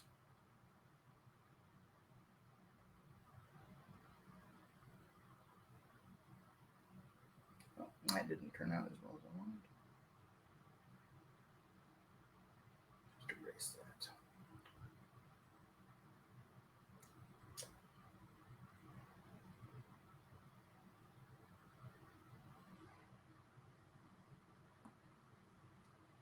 I need my tiny brush for this one.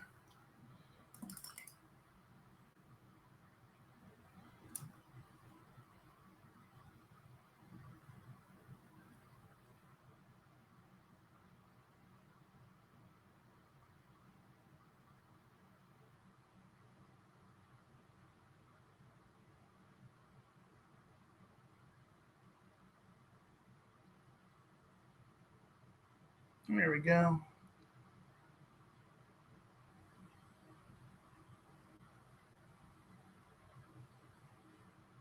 Got the light blinks off of the lenses there. Need a large. Hey, what is up, Haunted? How you doing?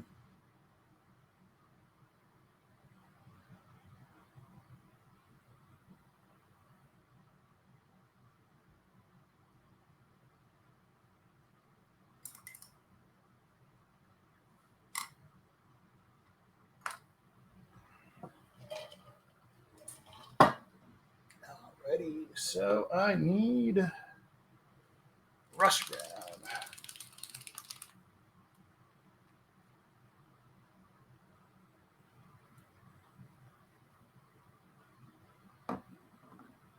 I'm doing well. You weren't here earlier, so basically, I've been bouncing around ecstatic all day long, well, all stream long, because Damien Ravencroft. Oh my gosh, Damien Ravencroft finally here.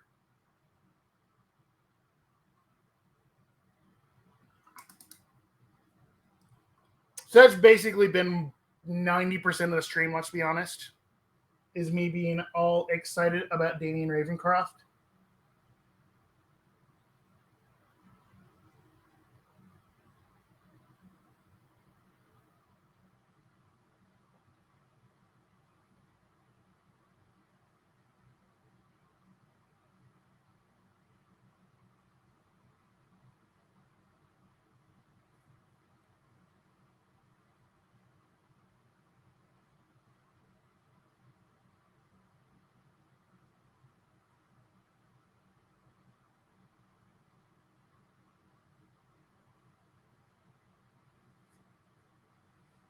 Oh my gosh. So do you listen to the Breachside broadcast at all, Haunted?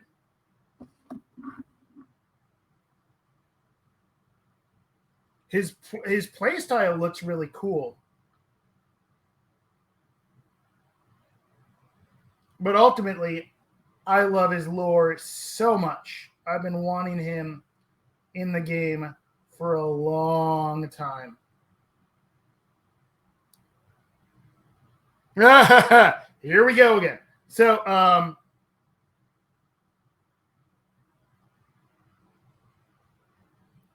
yeah, you just need to listen to the Breachside broadcast. Oh, bad Waldo. Bad Haunted. Well, convenient. So you could listen to the Breachside broadcast episode, Puzzle Box, completely out of order. And it doesn't affect it. It's a standalone story, which is one of the reasons I really enjoy it. It's a standalone story that does not direct, I mean, until now, because obviously now he's a character now, does not deeply involve any existing characters in its storyline. Sonia is referenced, but she really doesn't play a role in the story very much at all.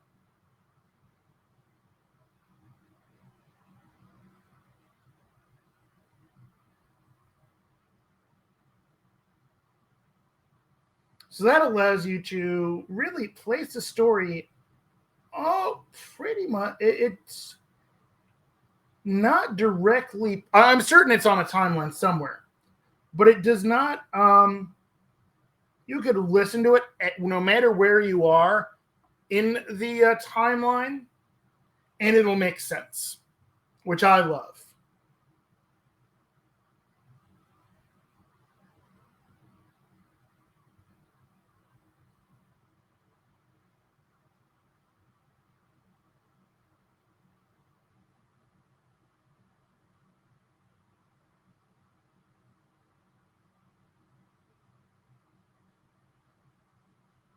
Hey, there you go.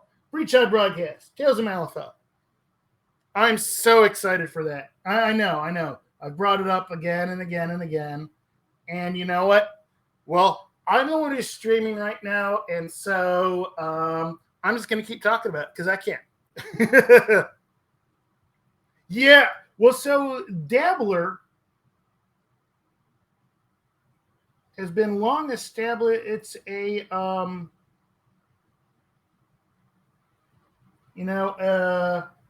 been established for a while as kind of very much a beginner arcanist. And it had been mentioned. It's in. It's one of the pursuits in Through the Breach, unless I'm mistaken.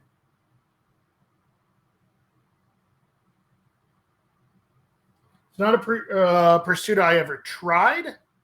Okay, Yeah, so the one actual campaign I had going of through the breach, I was actually an Ortega. It was kind of hilarious. I took the gunslinger.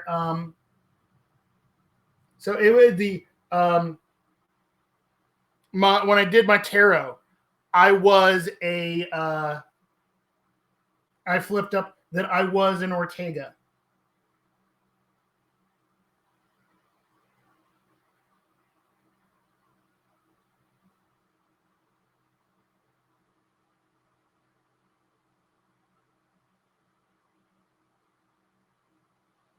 And it was I ended up kind of being like Nino.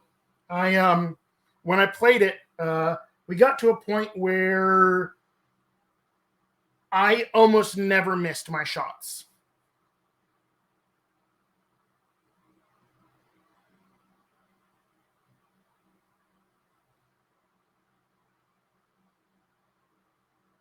Like if I fired my gun, that bullet was hitting.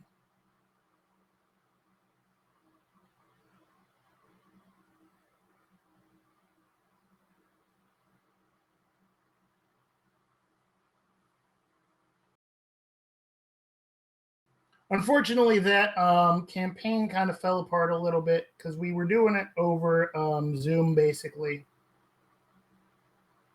And doing Zoom lends itself a little more towards at least with our group, it kind of lended itself a little bit more towards dramatic time as opposed to the RP story time.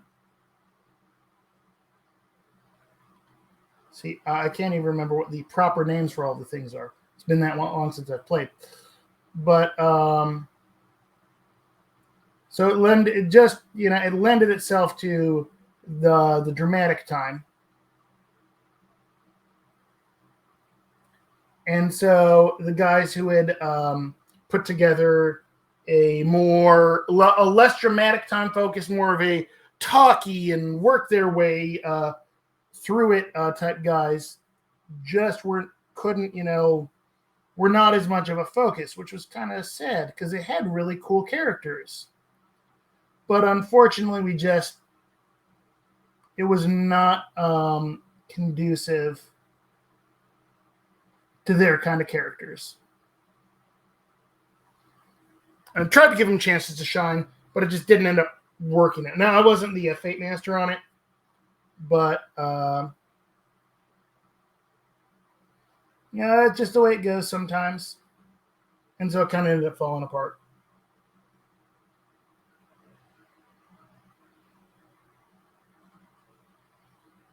Would love to get a game of Through the Breach going again. Because it is a really great RPG system. And is very different than any other RPG I've ever played. And I feel like compared to most RPGs I've played, it really rewards, a good RP and does not lend itself as much to murder hoboing.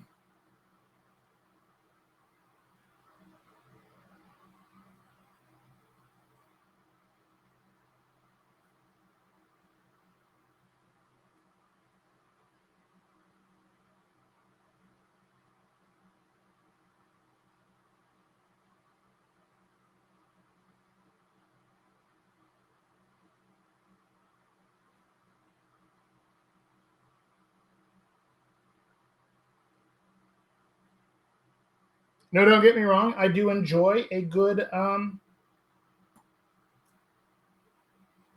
D&D campaign that gets a little murder hobo-y at times. You know what? That's fun. But I really enjoy a role-playing game with deep RP to it.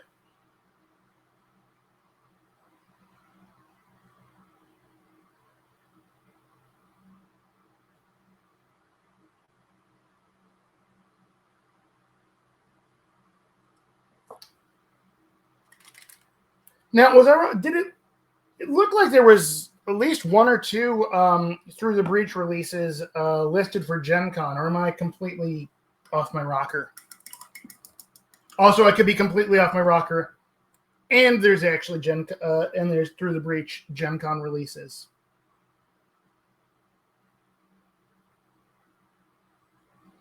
The two are not necessarily mutually exclusive.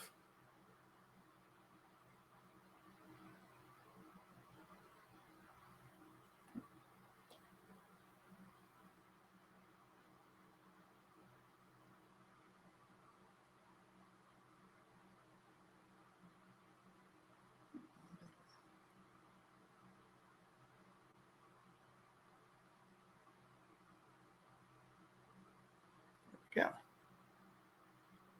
Both! I'm completely off my rocker. And very excited for Damian Ravencroft. I don't know if I've told you that yet or not. You know, I probably haven't told you quite how truly excited I am for Damian Ravencroft. Ravencroft. I know. It's shocking.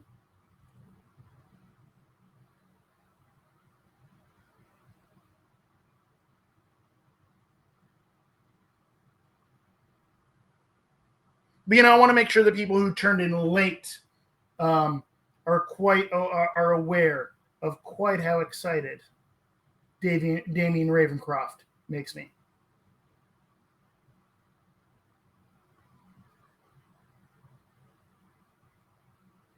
I will be picking up his full keyword at Gen Con because need to.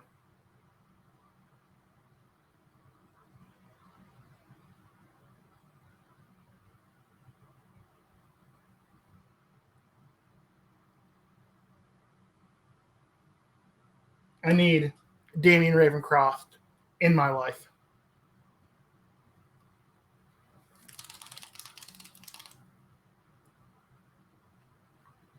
How are we doing? All right, man.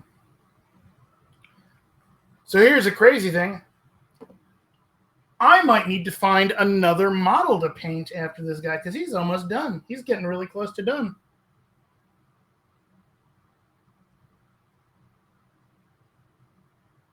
I mean, not quite there yet.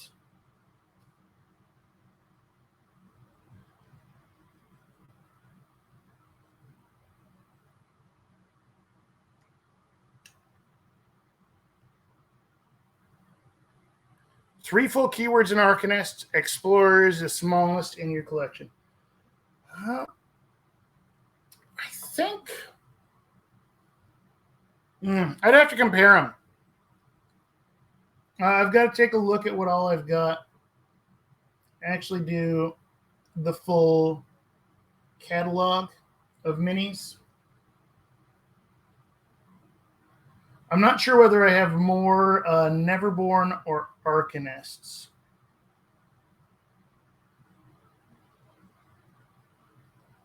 You know, I think I probably have more Neverborn painted than Arcanists, actually.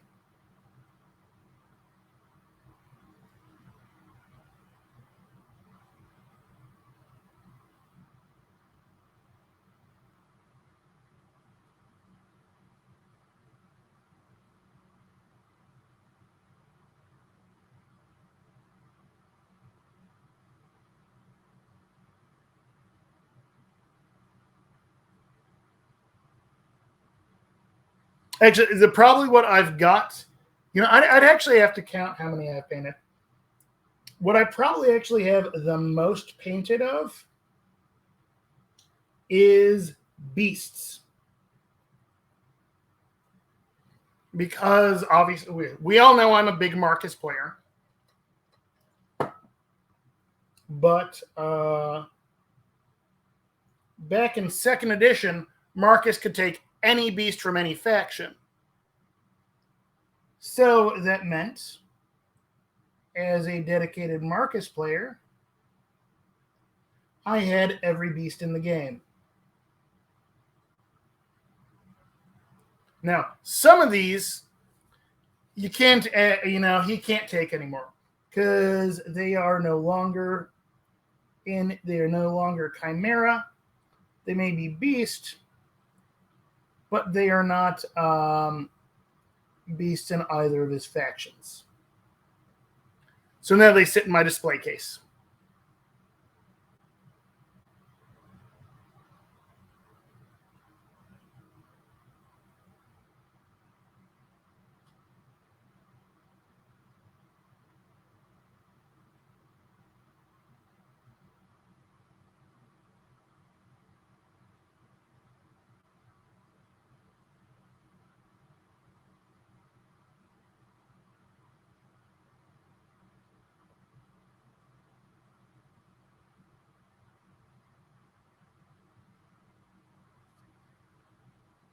Ooh, I need to stretch there for a second.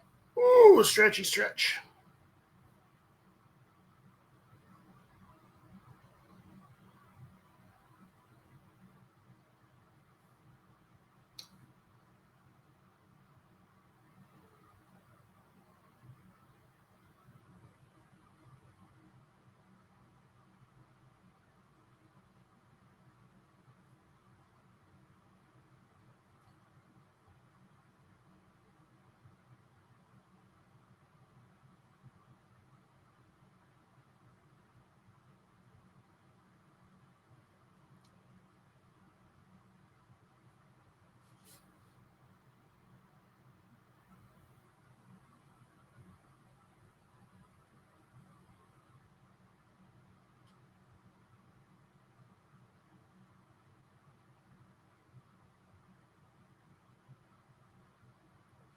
Isn't that the way it goes with every RPG? They're like, oh man, let's play a game. You're like, yeah, and we all get ready to go.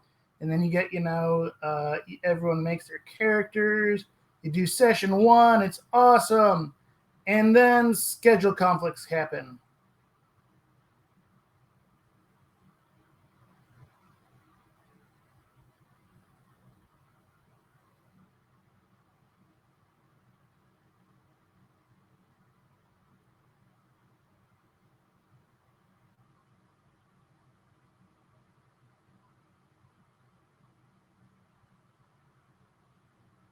Ooh.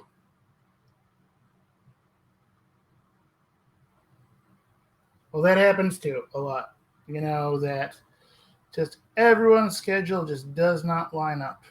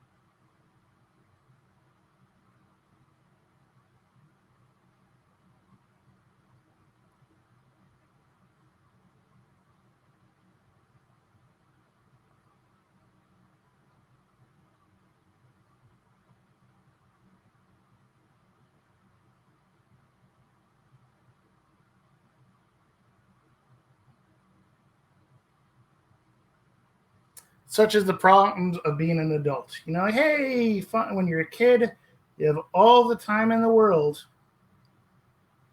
but no money to buy the games you want to play.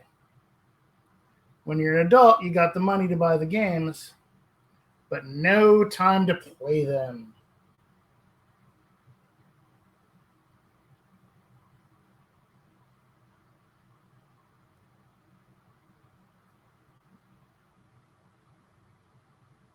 It is the forever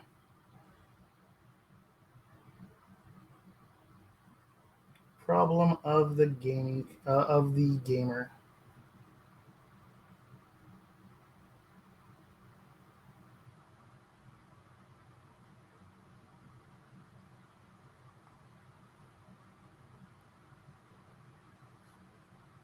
Alrighty, it's coming along nicely.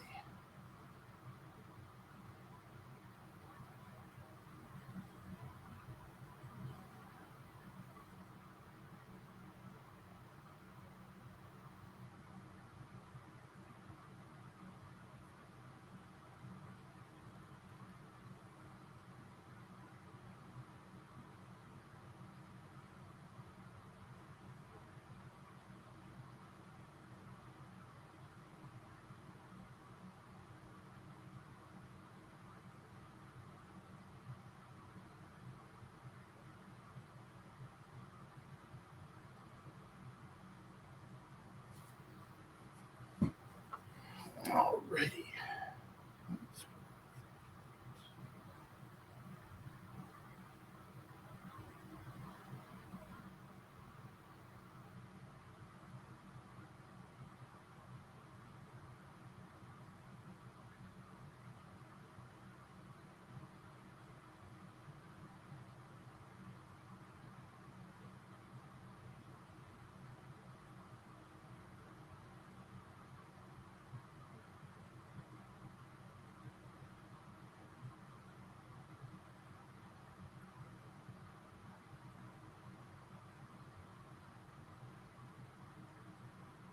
All right, now the next hand.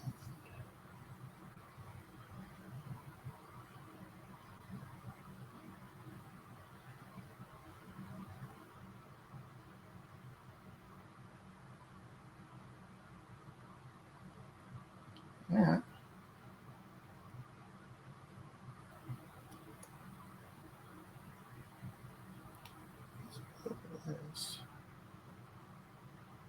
There we go. Add that shadow back in there.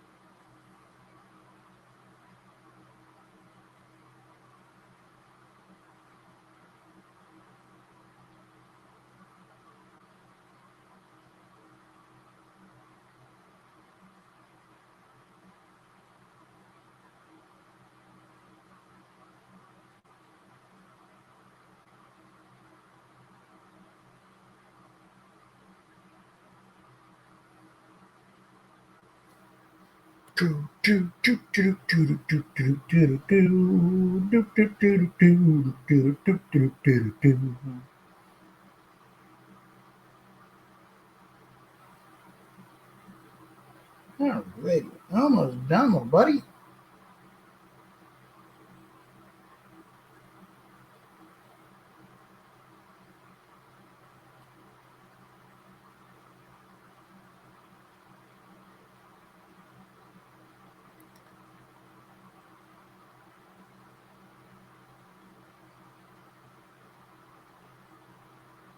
So, other than Damien Ravencroft, what other Gen Con releases are people excited about? Because I'm also psyched about that the Nightmare Box. Because Nightmare Hoffman, oh man, looks so cool.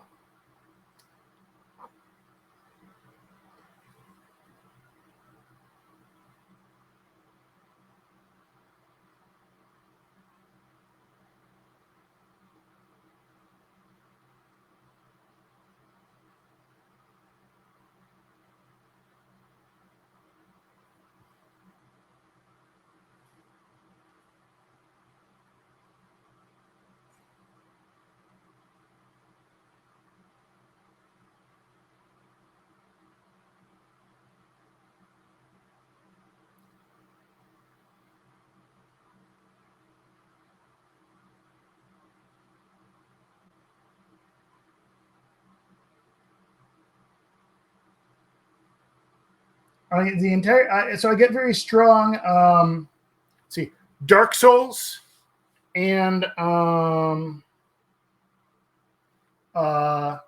Soul Calibur vibes from the Nightmare box.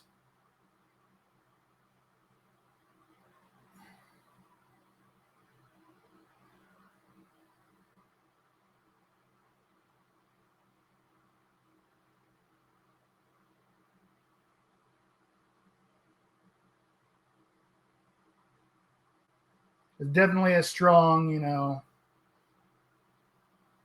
vibes from both of those, but I love that dark fantasy look.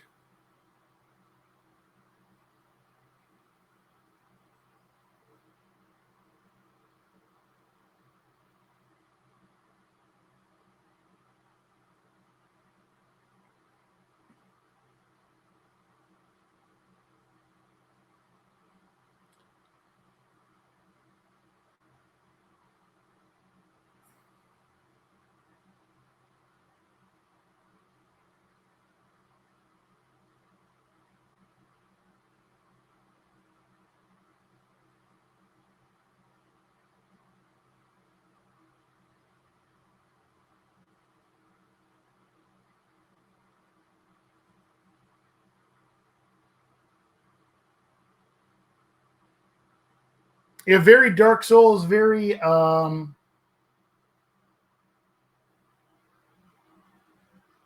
Soul Calibur.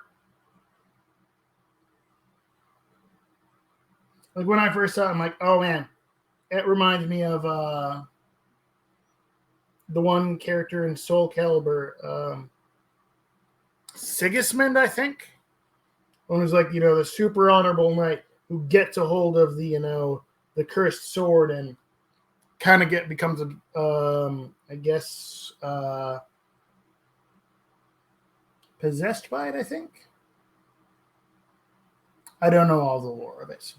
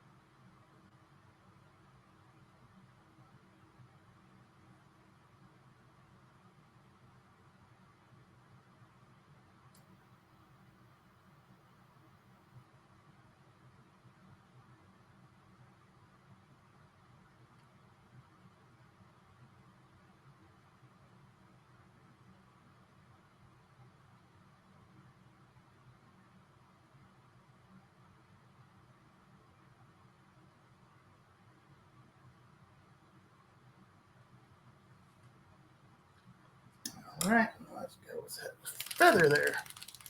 I did go real quiet for a bit there. Sorry. Was in concentration mode. Can you hear me? Can you hear me? Give me a thumbs up if you can hear me. No, I got super quiet. I was like zoned in on it there, trying to really fix something.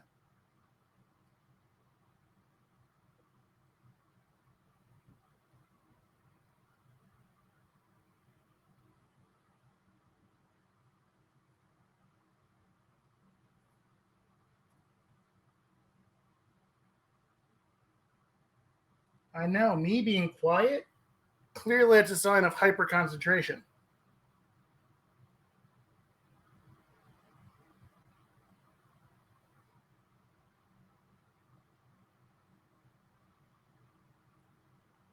Oh, I forgot to do those. All right, let's hit those bullets. The bullet holster on the hat. Bandolier, bullet holster. Bandolier, the hat bandolier.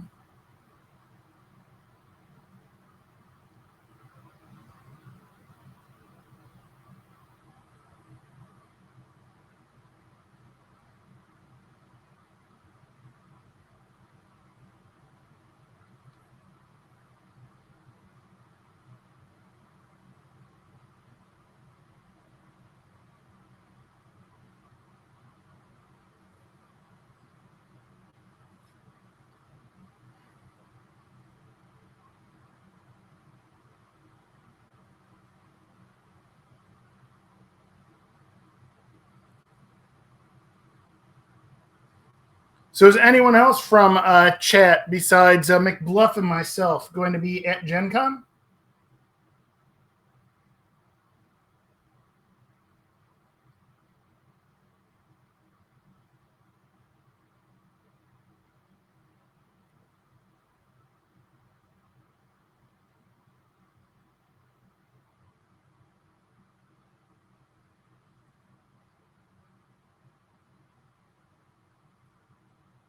Aw, sadness.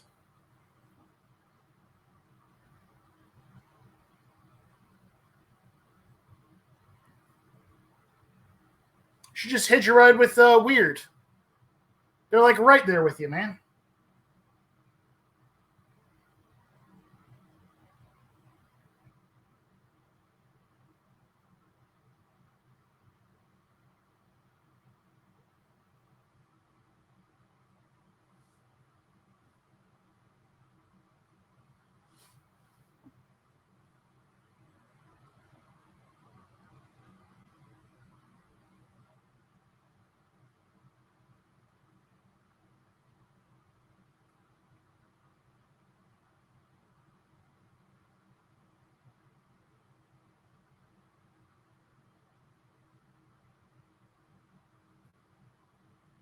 Well, technically, Gen Con doesn't start until Thursday.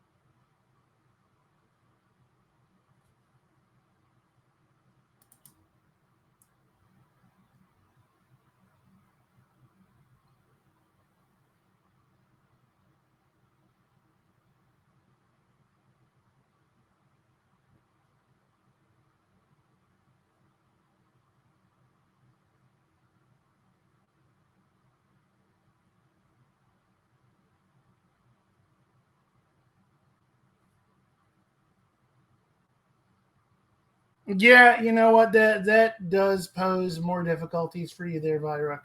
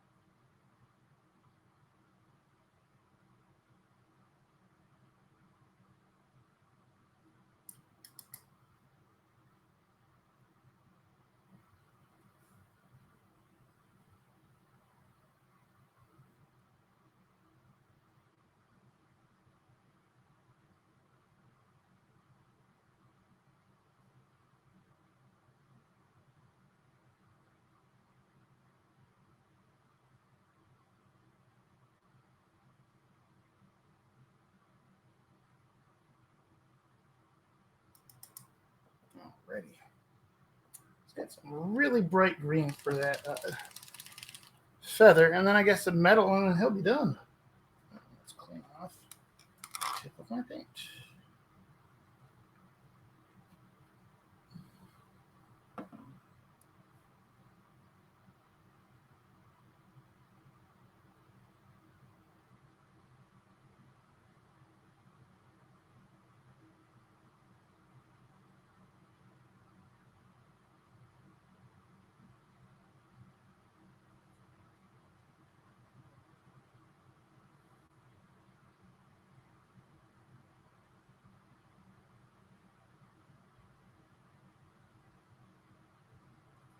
Well, when you actually are coming to Gen Con one day, Virek, you got to let me know. And we'll hang out then. It'll be awesome. Because I do. Hey, thanks for tuning in. I'm going to have to go take a look at your, what you ended up doing for your Autumn Queen to get a little bit more inspiration for mine. Have a wonderful evening, Virek. Thanks for stopping in, man.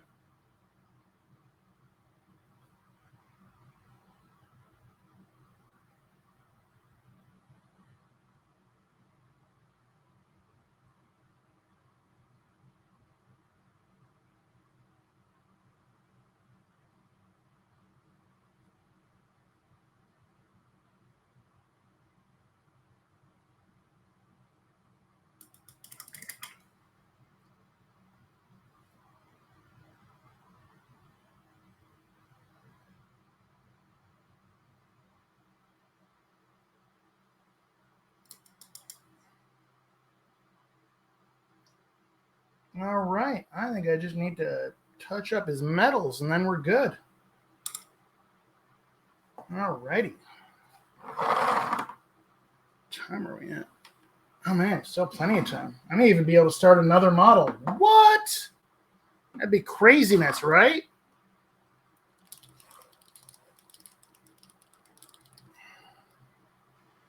Yep. Gunmetal.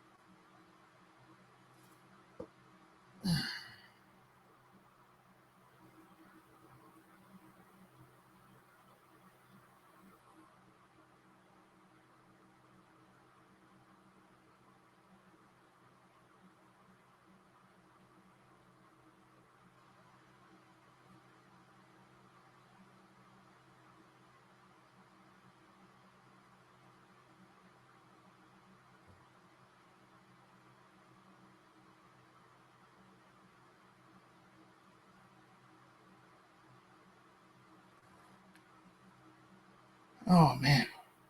I'm really happy with how this guy came out. He looks pretty awesome. Let's try to hit that skull up there on that.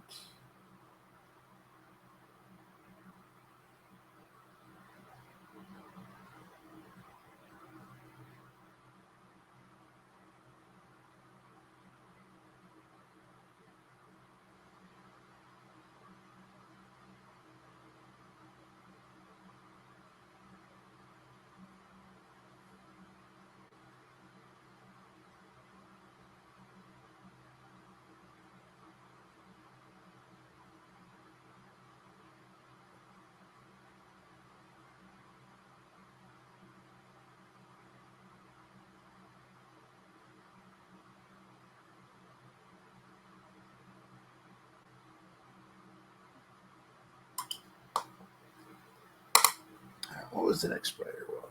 Yeah, I think this is the one I needed.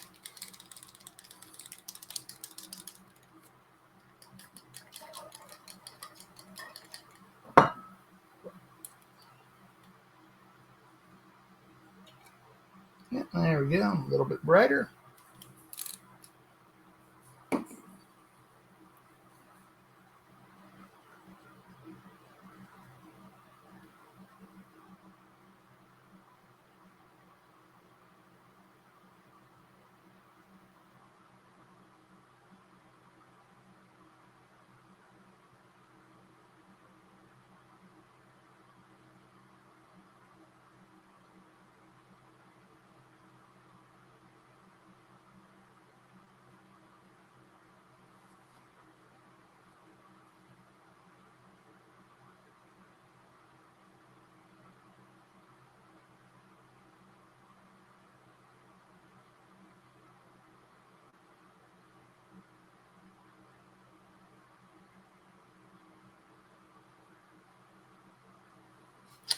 I dig these colors. So I'm trying out a new paint that I haven't really used much before.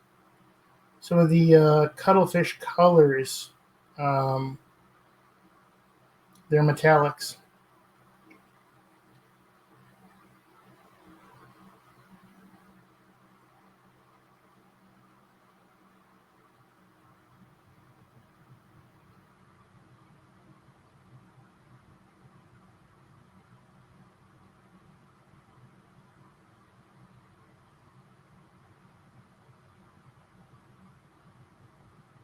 I'm digging them. Nice and smooth.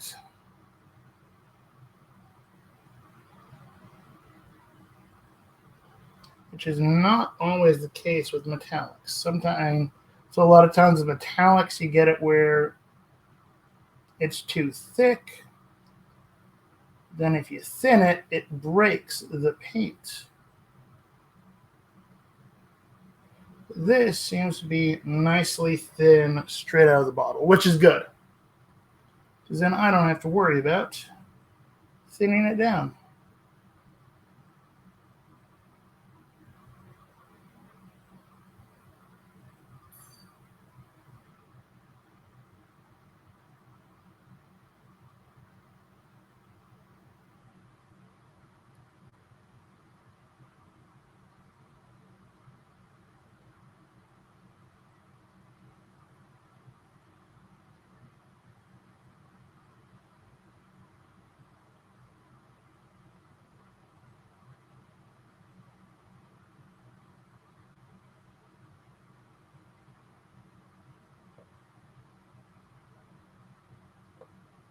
That's something I do need to. I do need to practice doing on non-metallic metals a little bit more.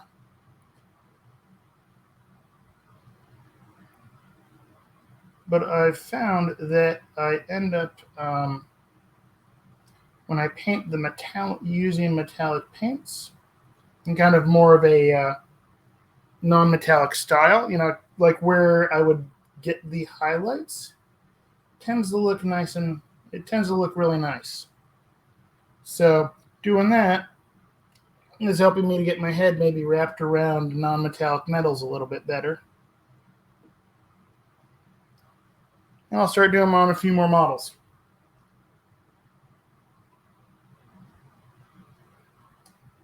I'm thinking for the for Titania Autumn Queen, I might end up doing the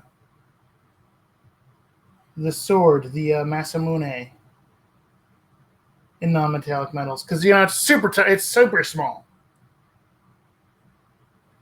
So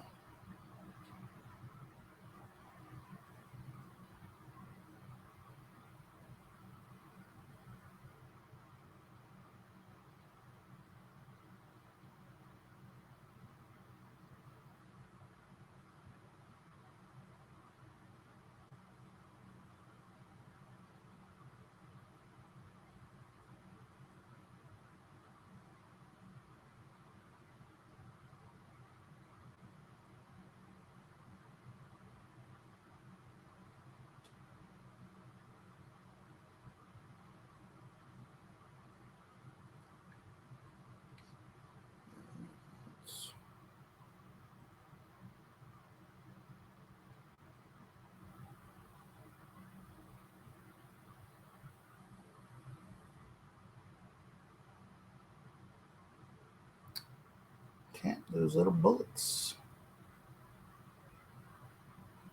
A little bit of silver there.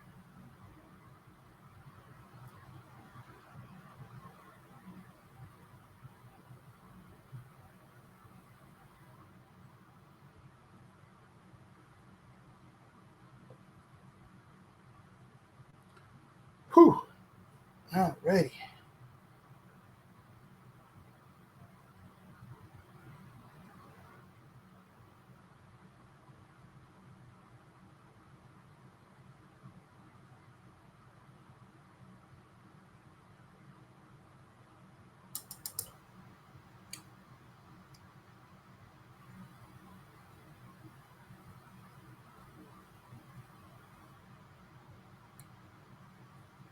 All right.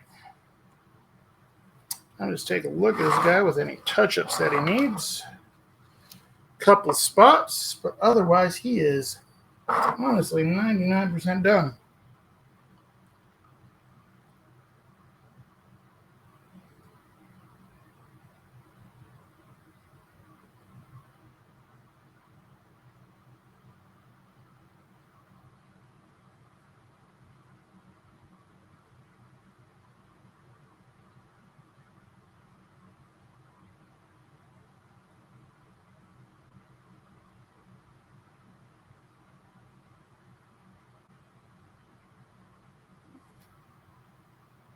All righty, I believe. A little bit of that here.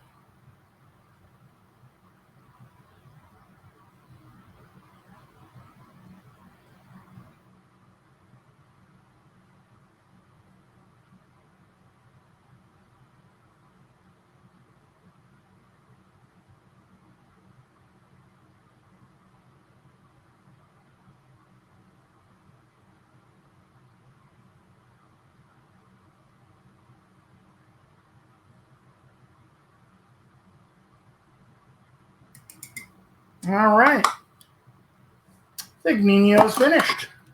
Yep, and I don't know why that keeps happening. I think it just wiggles its way out of my area.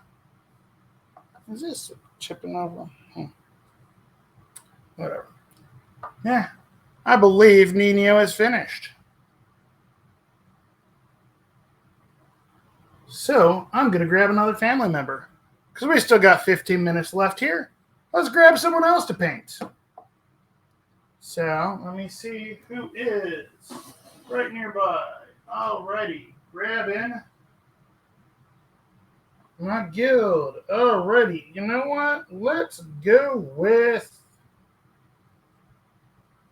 Papa Loco. Boom, there we go.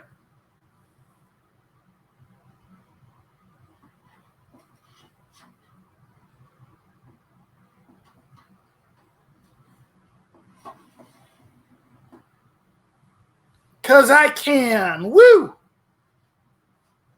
Always feels good to start and finish a model in one sitting, right? So that's Nino for y'all. And let's dive in on Papa Loco, because, you know, I still got 15 minutes left here. Alrighty. Well then, I'm going to take a look at his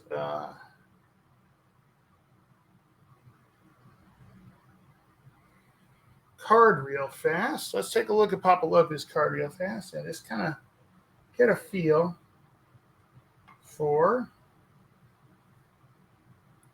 family. That's not how you spell family. Fat fingers. Family. There we go. Papa Loco. Alrighty. Wow. I'm definitely going to give him the blue pants. That'll work. Give him like jeans. And I'm actually probably going to end up doing, for the straight jacket itself, more of a brown color, because back in the day they tend to be more leather than I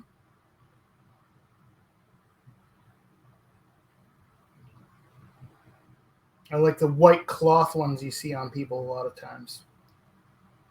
All right, so he's got, okay, so we've got knee-high boots. All righty, cool. Well, let's go with you, Papa Loco.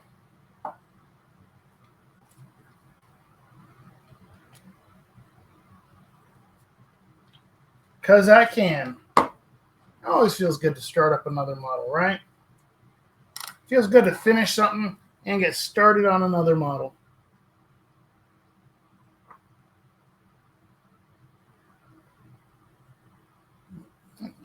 What needs a little bit more water in it.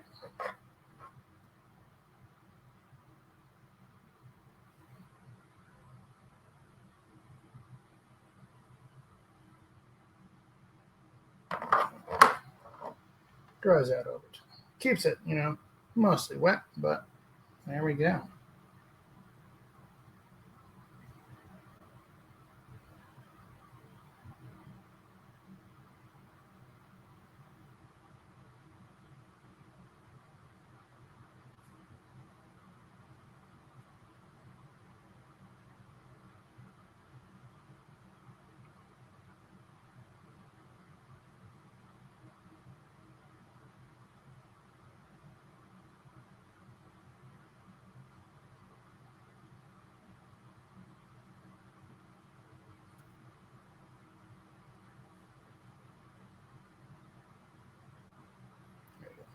Shove his little pin down to that cork a little bit more.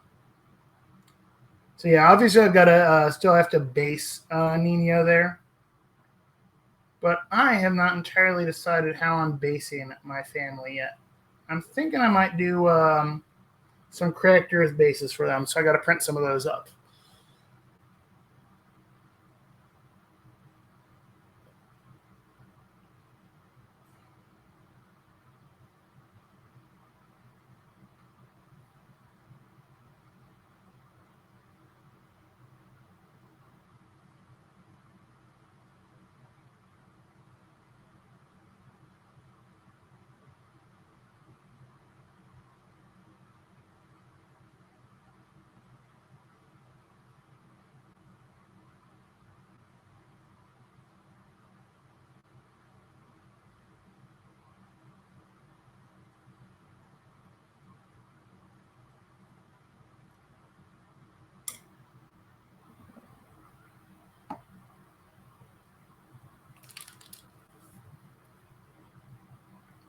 Let's go with the really thin matters.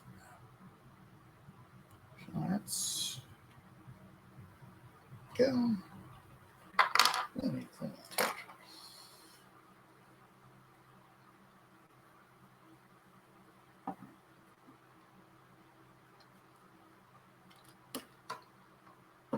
Throwing the cap of my medium all over my wet palette. Alrighty.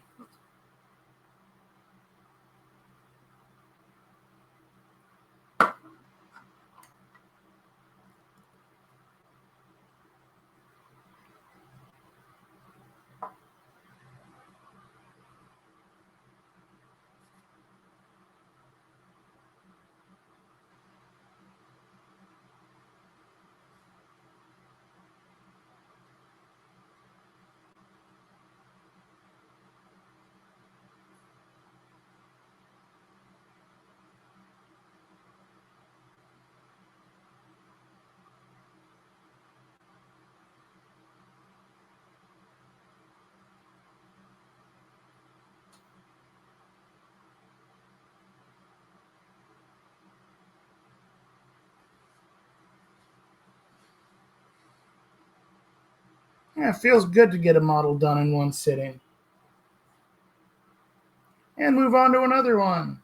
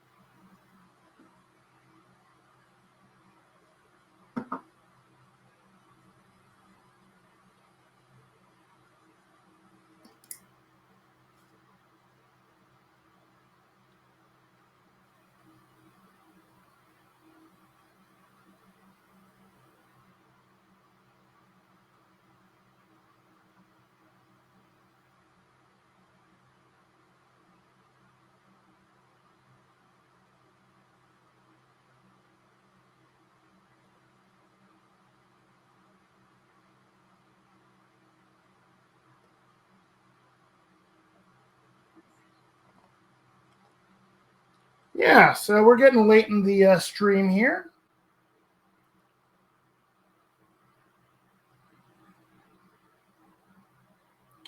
But yeah, we're this guy's coming along. We got Nino all finished up there. I got Papa Loco here coming along. Starting him out. Why not start out a model if I can? All right, what color do I want to do his boots? Actually, probably doing his boots. Let's keep looking with the.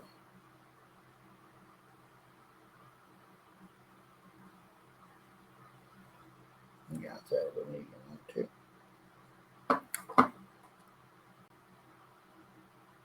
That is my handy dandy Willow Link.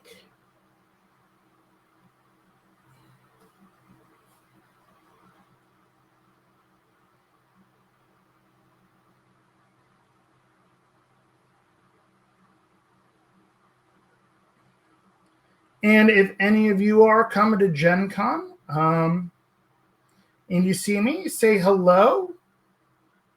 I may be slightly confused if I don't know you previously, but just tell me, hey, it's me. And then I'll be excited because I love to actually, put faces to names.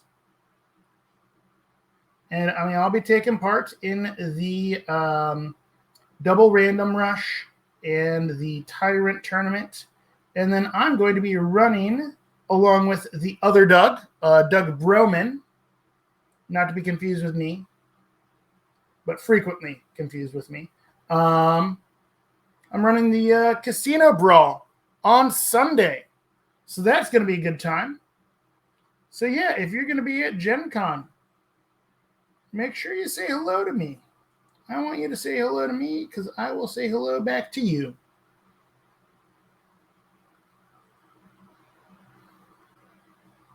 And also, because I got to say it one last time, I'm a golden retriever in human. No, I'm not a golden retriever. I'm a dachshund.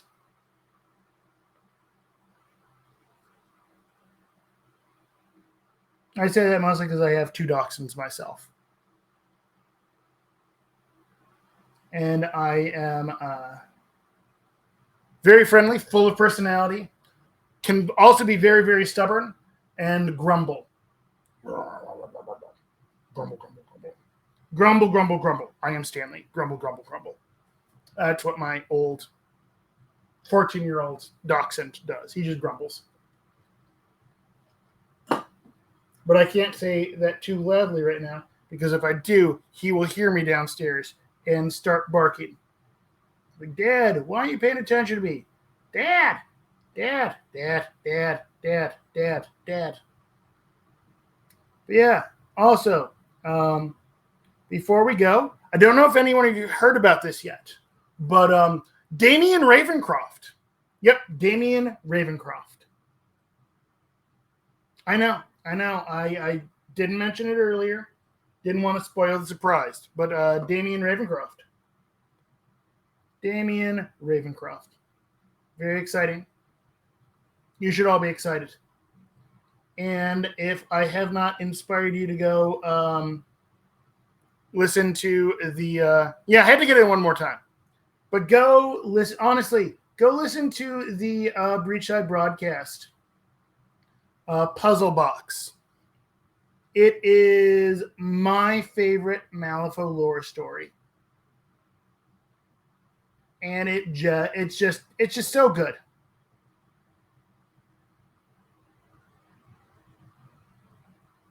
Yeah, no, I know I say that a lot, but seriously, it is a wonderful story and lots and lots of fun. So it looks like it is about time to wrap this up here. So I'm going to take those glasses off there and show you what we got here. So obviously, we just got started on him. Let me zoom. All right, let me make sure I'm good here. Let me zoom in on him a little bit there. So nice and framed up. That is Nino. Really, really happy with how he turned out. But yeah, thank you all for tuning in. I hope to see many of you at Gen Con. Stay weird, everyone.